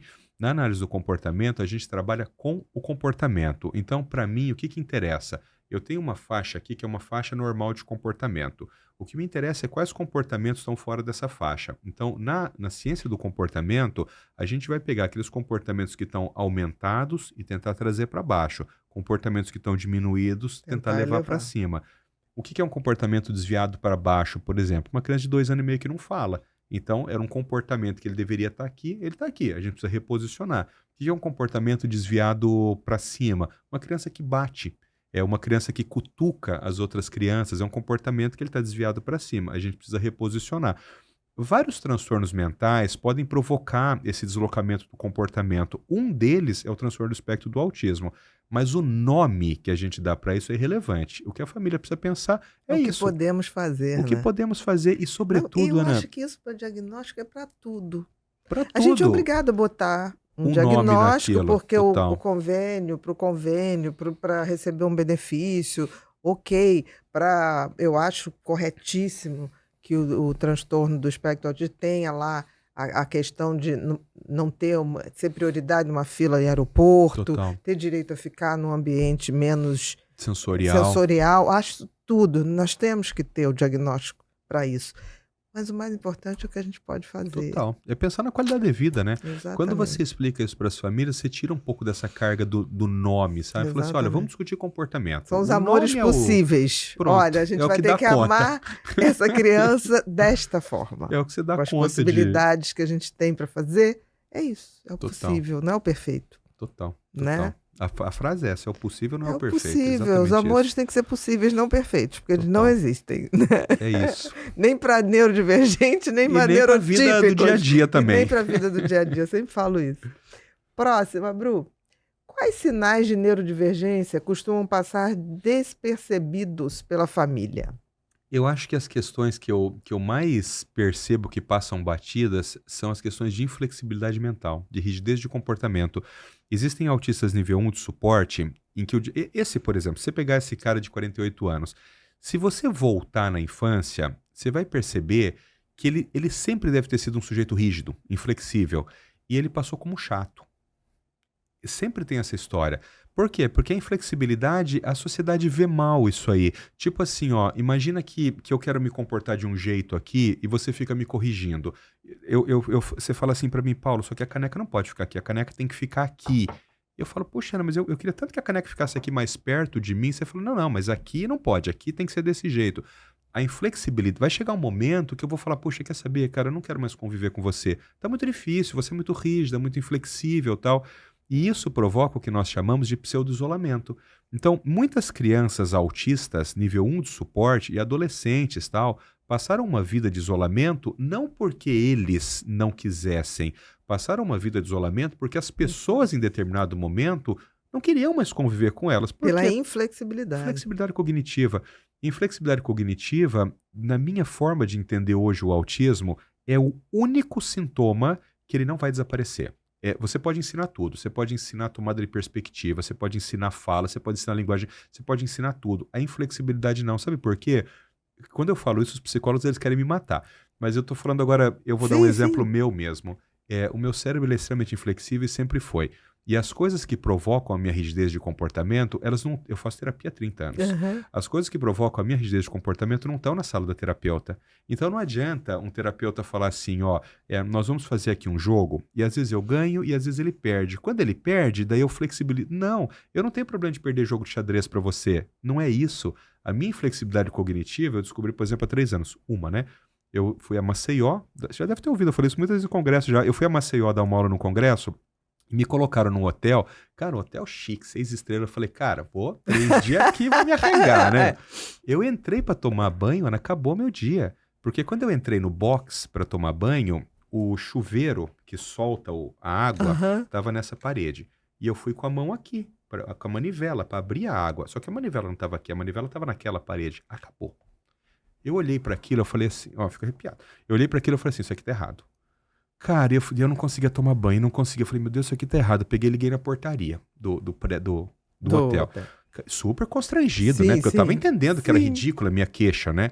E aí eu falei, cara, será que dava pra um outro quarto que a manivela fosse na mesma, negócio alinhado aqui? Cara, nem entendeu. Ele não entendeu. Ele tanto não entendeu que ele subiu. Eu te entendo. Aí ele subiu lá no quarto e ele falou assim, doutor, eu vou mostrar aqui pro senhor como é que abre. Eu falei, não, peraí, velho, eu tenho 3 passos, eu sei como é que abre, é só puxar. É que eu queria que essa manivela fosse aqui, na mesma, tal, super envergonhado, né? Sim. Aí ele desceu e falou assim, olha, daqui a pouco eu ligo aqui no quarto pro senhor, tal. Passou uns 40 minutos, ele ligou e falou assim, doutor Paulo, não tem outro. Toda a planta desse coisa são assim. Então, veja o que aconteceu. Eu fui punido, a gente chama isso de punição de contingência natural. Eu fui punido, porque na minha forma de entender, eu acho, e eu continuo achando isso, que o negócio que solta água tem que estar na mesma parede do negócio que abre aqui. Eu nunca vi estar em outra também. Pois é, mas aí eu fui pesquisar, porque eu achei isso absurdo. Enfim, fiquei 3 dias lá, tomando banho lá, contra gosto, meu comportamento foi punido. Se isso for acontecendo muitas vezes, a minha flexibilidade, ela vai diminuir. Sim. Qual é o problema? Que é longo e doloroso. Porque eu não tenho como colocar isso em condição de treino e me treinar a fazer isso em várias circunstâncias. Não tem. Não tem. Então, você nem entende que você viajasse todos os dias, porque às vezes vai ter certo. 99% vai ser do mesmo lado. Tu entende? Então, quando um terapeuta diz que está treinando isso, eu sou o exemplo clássico, eu tenho certeza que não tem como fazer isso. Aí fui pesquisar, né? Aí eu conversei com uma arquiteta, ela falou assim, não, Paulo, isso é negócio de uma parede ou outra, porque é uma visão mais moderna. Por quê? Porque quando você vai abrir aqui e não tá na mesma parede, você não se molha ali. Eu falei, não, mas peraí, você não mas tem que tomar banho? Mas vai tomar banho pra se molhar. Mas peraí, você não tem que tomar banho? Não. Você vai tomar banho, teu objetivo é não se molhar, ou seja, não me convenceram. Eu continuo achando que tem que ser na mesma parede. Eu entendo, eu tenho umas inflexibilidades assim. E isso que você falou dos pacientes, eu realmente observo. Não desaparece, Não Nina. desaparece. Desaparece. Eu Você conheço muito autista nível 1. você até consegue, com bons terapeutas do ABA, uma coisa assim, "Nós vamos tentar um pouquinho, né? E aí vai Aceitação e indo. compromisso. Quando você pensa Vai na aceitação e indo, compromisso, se tiver um vínculo é mais fácil, às vezes a pessoa mas fica constrangida de te falar. Eu acho que volta, é a impressionante, terapia de volta. aceitação e compromisso, ela fala muito sobre isso. Não é Isso. para acabar com o sintoma, é para você entender que você vai ter que viver com isso. E que você, Exatamente. às vezes vai acontecer isso na sua vida e você vai ter que aceitar isso, né? Exatamente. Eu flexibilizo meu Não é uma comportamento flexibilização, uma com aceitação. aceitação. Você tem que entender Do que game você vai da ser vida. exposto, Na vida tem vai isso. ser assim. É quase isso. Próxima, Bru. O que é estimulação precoce e quando ela deve começar? A gente usa o termo estimulação precoce para aquela estimulação que acontece antes de 24 a 36 meses. Mas de verdade, Ana, isso é tarde. É tarde. Um ano Aqui e meio, no- até um ano e meio. Se a gente conseguir até 18 meses, aí é o top do top do top. Só que eu também tenho que entender que nós estamos falando de pessoas que tiveram muito acesso, né? Você não vai pegar a população brasileira e achar que a população brasileira com um ano e meio vai ter. A média de diagnóstico do autismo no Brasil é acima de 5 anos de idade. 5 anos. Ou seja, todo aquele período de ouro para intervenção, ela foi perdido, né? Quando você fala de uma classe socioeconômica cultural melhor, que tem mais acesso, uma classe muito mais privilegiada, se a gente pudesse pensar nisso de uma forma mais holística, o ideal é ter 18 meses. Se você, Até, né? até 18 meses. Se você conseguir começar uma intervenção até 18 meses, um ano e meio, são as melhores evoluções. Então, na realidade, desconfiou. Começa a intervenção. Começa a Começa a intervenção. Tem um termo que a gente usa muito pouco no Brasil, mas nos Estados Unidos é muito usado, que eles chamam de evolução ótima do autismo. Uma psicóloga, a doutora Débora Fenn, ela fez trabalhos mostrando isso. Se você tiver 4 paradigmas, diagnóstico precoce, tratamento correto, inteligência normal, QI acima de 70 e genética favorável. Então, esses 4 paradigmas levam à evolução ótima do autismo, que é o quê? É você chegar próximo a 6, 7 anos de idade com pouquíssimos sinais e sintomas do TEA e praticamente sem prejuízo. Só que o básico ali é o diagnóstico precoce e a intervenção correta, porque a inteligência normal não está sob seu controle. Não. É daquele jeito. Genética favorável não está sob seu controle. Então, o que a gente pode fazer? Diagnóstico precoce, tratamento correto. Então, se eu Sempre, pudesse né? dar uma dica aqui, é até 18 meses seria o ideal para todo mundo. Desconfiou, né? Começa a intervenção. Tentar. Começa a Não, intervenção. ir buscar. E é tão difícil, né? Porque aí Total. primeiro tem colegas médicos, infelizmente, que não têm esse conhecimento e fica, isso é normal da idade. Total. Espera Olha, a crescer. frase- Eu acho isso. Eu não sei, porque pelo sim, pelo não, eu acho assim, se tem Começa a isso. intervenção, Vamos. lógico. Tem uma frase que é uma frase que eu acho que ela é Não, uma ele frase que mais ela teria que assim. ser proscrita. E você já deve ter ouvido isso milhares de vezes. É assim, ó, cada criança tem seu tempo. Eu Cara, acredito nisso, mas certas coisas é eu claro que acho cada criança tem. vamos lidar com o pior, né? Com o pior cenário. Com o pior cenário. Total. Porque aí eu não falho. Total. Porque E outra, você não vai errar nunca, porque se não era, daqui 6 meses você tira. Não não tem mal vai nenhum. aumentar aquela habilidade daquela criança. Vai potencializar o que ela já era Pronto, boa. Tá tudo bom, Total. entendeu? Eu penso assim E também. mãe tem isso. Mãe fala, tem alguma coisa diferente. O pai já é essa coisa maluquice da sua cabeça que você fica Ouço inventando muito isso. Total. história, Querendo não é? caçar problema onde não tem. Exatamente, que os pais têm que parar com isso. A mãe tá com uma intuiçãozinha, tá lá, leva, vai. Não, e na melhor das hipóteses, o médico vai fazer uma avaliação e vai falar assim, olha, não tem problema, tá tudo ok. Tá E tudo vida que ok, segue. pronto. E vida que segue. Exatamente. Próximo, Bru. Como a sobrecarga sensorial interfere na socialização de crianças neurodivergentes? Isso os ambientes que são frequentados por crianças, eles sempre são ambientes muito estimulantes, né? Eu costumo dar o exemplo de Barulho, luz. aniversário. Você pega uma criança típica e você põe ela numa festinha de aniversário. Cara, é um monte de coisa colorida, com hiperiluminação. Normalmente a temperatura não é controlada, o nível de ruído é muito acima do socialmente aceitável, de luzes. Pisca de luzes fortes. Tudo, cara. Então, os ambientes que foram desenhados para a criança, eles são ambientes que são hiperestimulantes, né? E é por isso que eu lembro quando meus filhos eram pequenos, né? Claro, eu acabei tendo muita criança autista na minha vida que acabou se aproximando, né? E acabou virando amigo de filho, ou eu fiquei amigo do pai e o filho era autista, de síndrome de Down. Então, sempre que eu fazia aniversário dos meus filhos, eu sempre, normalmente é 4 horas que você aluga o negócio, né? Eu sempre alugava 5. E eu sempre falava para os pais, falei assim, olha, você e você, começa às 14, leva teu filho às 13. Porque se tudo der errado, ele brincou 1 hora, ele brincou 1h30. Aí depois, se ele não der conta, ele vai embora. Ok, Mas ele brincou 1 hora, 1h30, exatamente. né? Então, a gente fez isso durante muitos anos, enquanto meus filhos eram pequenos, porque a chance de você pegar uma criança com autismo nível 2, 3 de suporte e ela tolerar aquele nível de estímulo sensorial Muito é difícil. muito A pequena. festa toda? Muito pequena, muito E tem pequena. que saber que aquela 1 hora, 40 minutos, 50 minutos já foi uma vitória. Total, não há E tá dúvida, não há legal, dúvida. Isso é entendeu? uma coisa que eu escrevi um texto essa semana sobre isso. Não peça o que as pessoas não podem te dar. Às Exatamente. vezes a gente fica falando assim, não, leva que ela daqui a pouco se adapta. Cara, mas a custa de quanto sofrimento? E Leva que ela se vê adapta no até sofrimento? quanto dá. Isso. Deu aqui, Você percebeu que ok. está desconfortável? Tira a Exatamente. Não criança dali. espera uma explosão, de uma desregulação Perfeito. emocional. Não Para ter que espera. lidar com o problema e às vezes estragar o que vinha sendo uma tarde feliz Exatamente. ali, né? Porque a impressão que você vai ficar é que fala assim, puxa, foi péssimo, ela desregulou. E na Exatamente. verdade não foi, a desregulação foi 7 minutos, mas a Exatamente. felicidade dela foi 2 horas e meia. Então, e mãe percebe, Ana? A mãe percebe Sabe. quando o comportamento está escalonando, sabe? O Não, e comportamento quem dá a escalonando é a hora festa de... também tem que ter isso, né? Porque a mãe fala, olha, gente, eu tô indo. Não, não vai não, peraí, vai ter o mágico agora. Não. Você fala, E ele veio com uma sanfona. exatamente, ou vem, sei lá, com apito, sei lá, com a coisa. Aí, nessa hora, quem tá dando a festa tem que falar, ah, sim, que bom, fulano, olha, tem uma Pronto. lembrancinha aqui pra você levar, já vou ter. Pronto. E todo mundo Pronto, usou e o que todo podia mundo fica ali. bem, né? Perfeito, perfeito, perfeito. Próxima, Bru. Ah, chegamos Vencemos, agora. olha aqui, ó. Chegamos agora no momento Pipinho. O que é o momento Pipinho? Pipinho é o mascote, né? O símbolo aí do podcast, que é meu filho. Que você vê que ele tem uma perninha cotó, porque ele pensa mais do que ele faz atividade. Nós vamos ter que corrigir Sou isso. eu, cara. Mas ele é muito bem-humorado, ele é muito respeitoso. E enquanto a gente está aqui estava conversando, ele foi selecionando palavras ou frases. Perfeito. Passou aqui para a produção me passa, mas agora é uma brincadeira, livre associação. O que falar, o que eu vou falar, você o que vier à cabeça, Bora. tá? afetividade. Minha filha Maria Clara. 2, conexão. Minha esposa.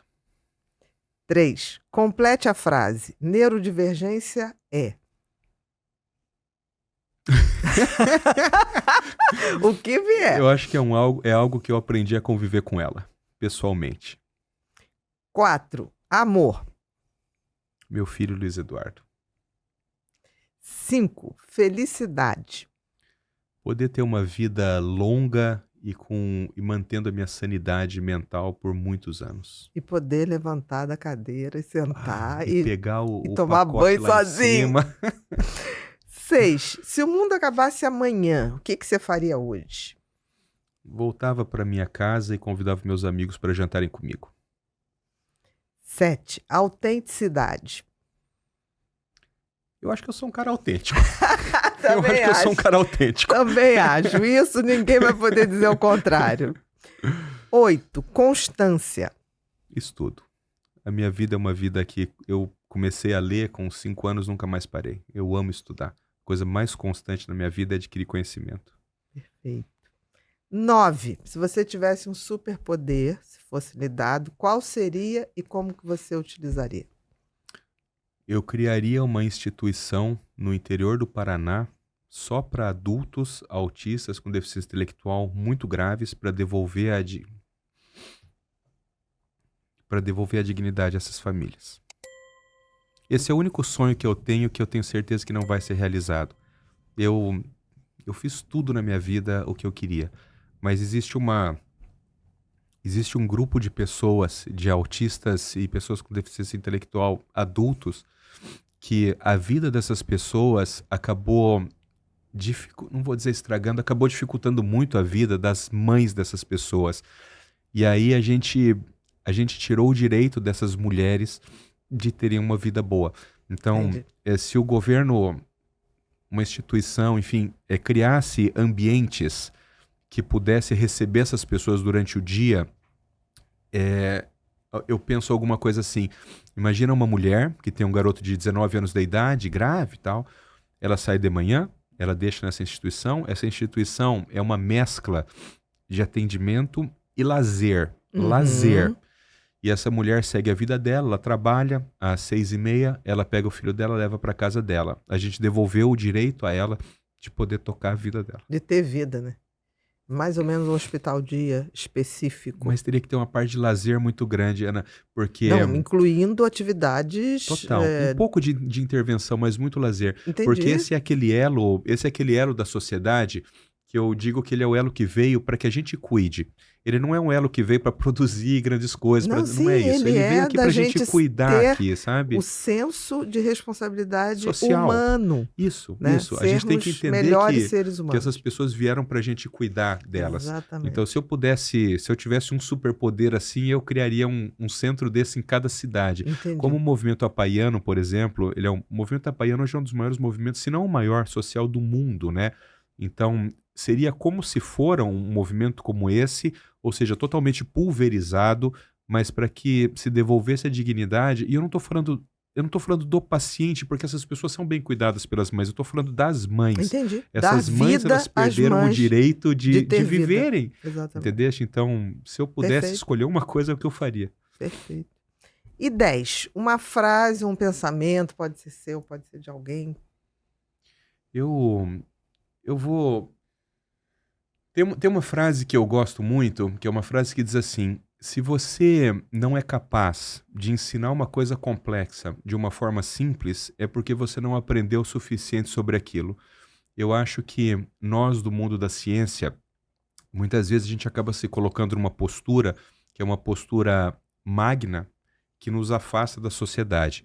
A ciência, ela só tem sentido se ela for útil. Ela só tem sentido se ela trouxer melhoria para a sociedade. Então, toda vez que eu vou dar uma aula, eu sempre penso assim: o que é que eu vou falar para que essas pessoas saiam daqui melhores do que elas chegaram? Então, ou seja, você tem que entender de um assunto tanto que você possa pegar para uma pessoa que tem a 4ª série incompleta e fazer ela entender. Então, essa eu acho uma frase bonita. Se você não é capaz de ensinar uma coisa complexa de uma forma fácil, é porque você não entendeu ainda o suficiente sobre aquilo. Isso é generosidade. Total. Meu querido, muito, muito obrigada. Obrigado, eu que agradeço. Eu realmente adorei aprender com você. Sou fã do seu trabalho. Acho que você consegue fazer técnica, ética e humanização de uma maneira rara.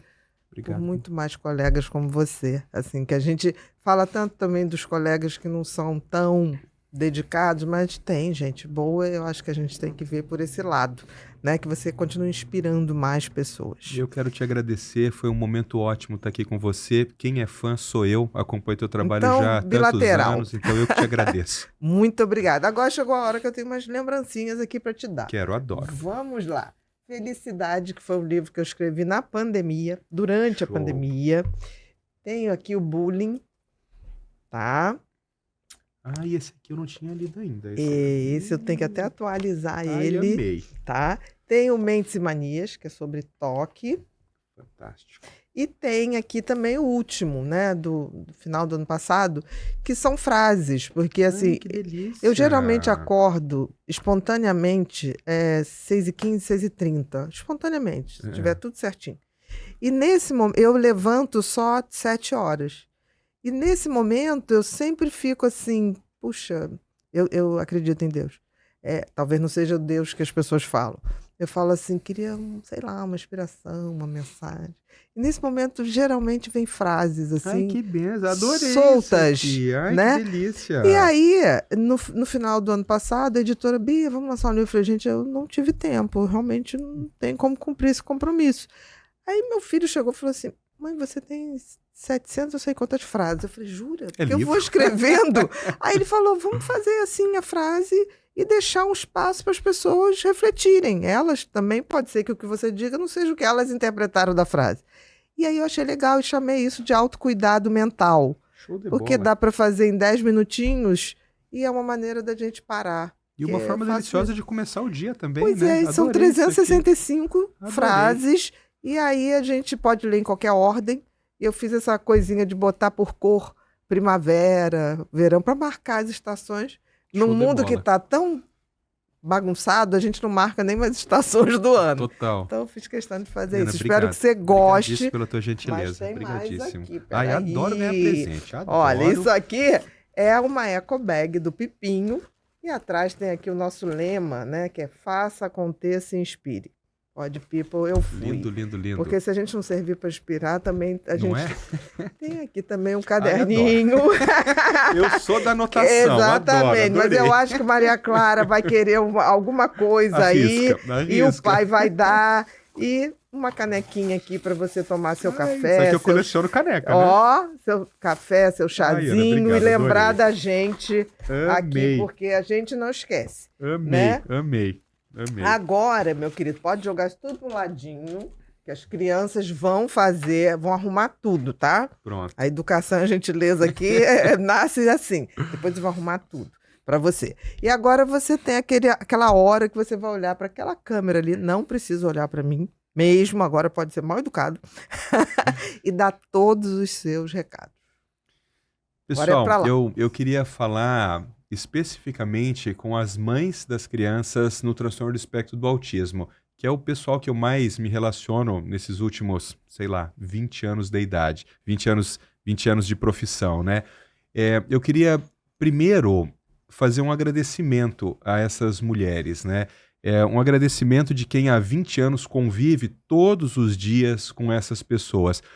O trabalho social que vocês fazem com os filhos de vocês é alguma coisa absolutamente encantadora. Encantadora. É alguma coisa que tem muito, muito, muito mais valor do que o nosso trabalho como terapeuta, porque é o trabalho do dia a dia. É aquela tocada do dia a dia com as crianças. Então, a minha última palavra é uma palavra só de agradecimento por tudo isso e aproveito para agradecer a minha mãe. A minha mãe, eu perdi meu pai, perdi meu irmão já há alguns anos. A pessoa da minha vida é a minha mãe Maria Cristina. É a mulher mais espetacular, a mulher mais fantástica que eu conheci. Então, quero deixar um beijo, mãe, no teu coração, que Deus te abençoe e que você ainda esteja muitos anos aqui com a gente, saudável, lúcida, para continuar nos ensinando. Um beijo, mãe. Agora foi forte também, né? Minha mãe é a mulher Deixa eu da dar minha uma vida. respirada para finalizar aqui, meu querido.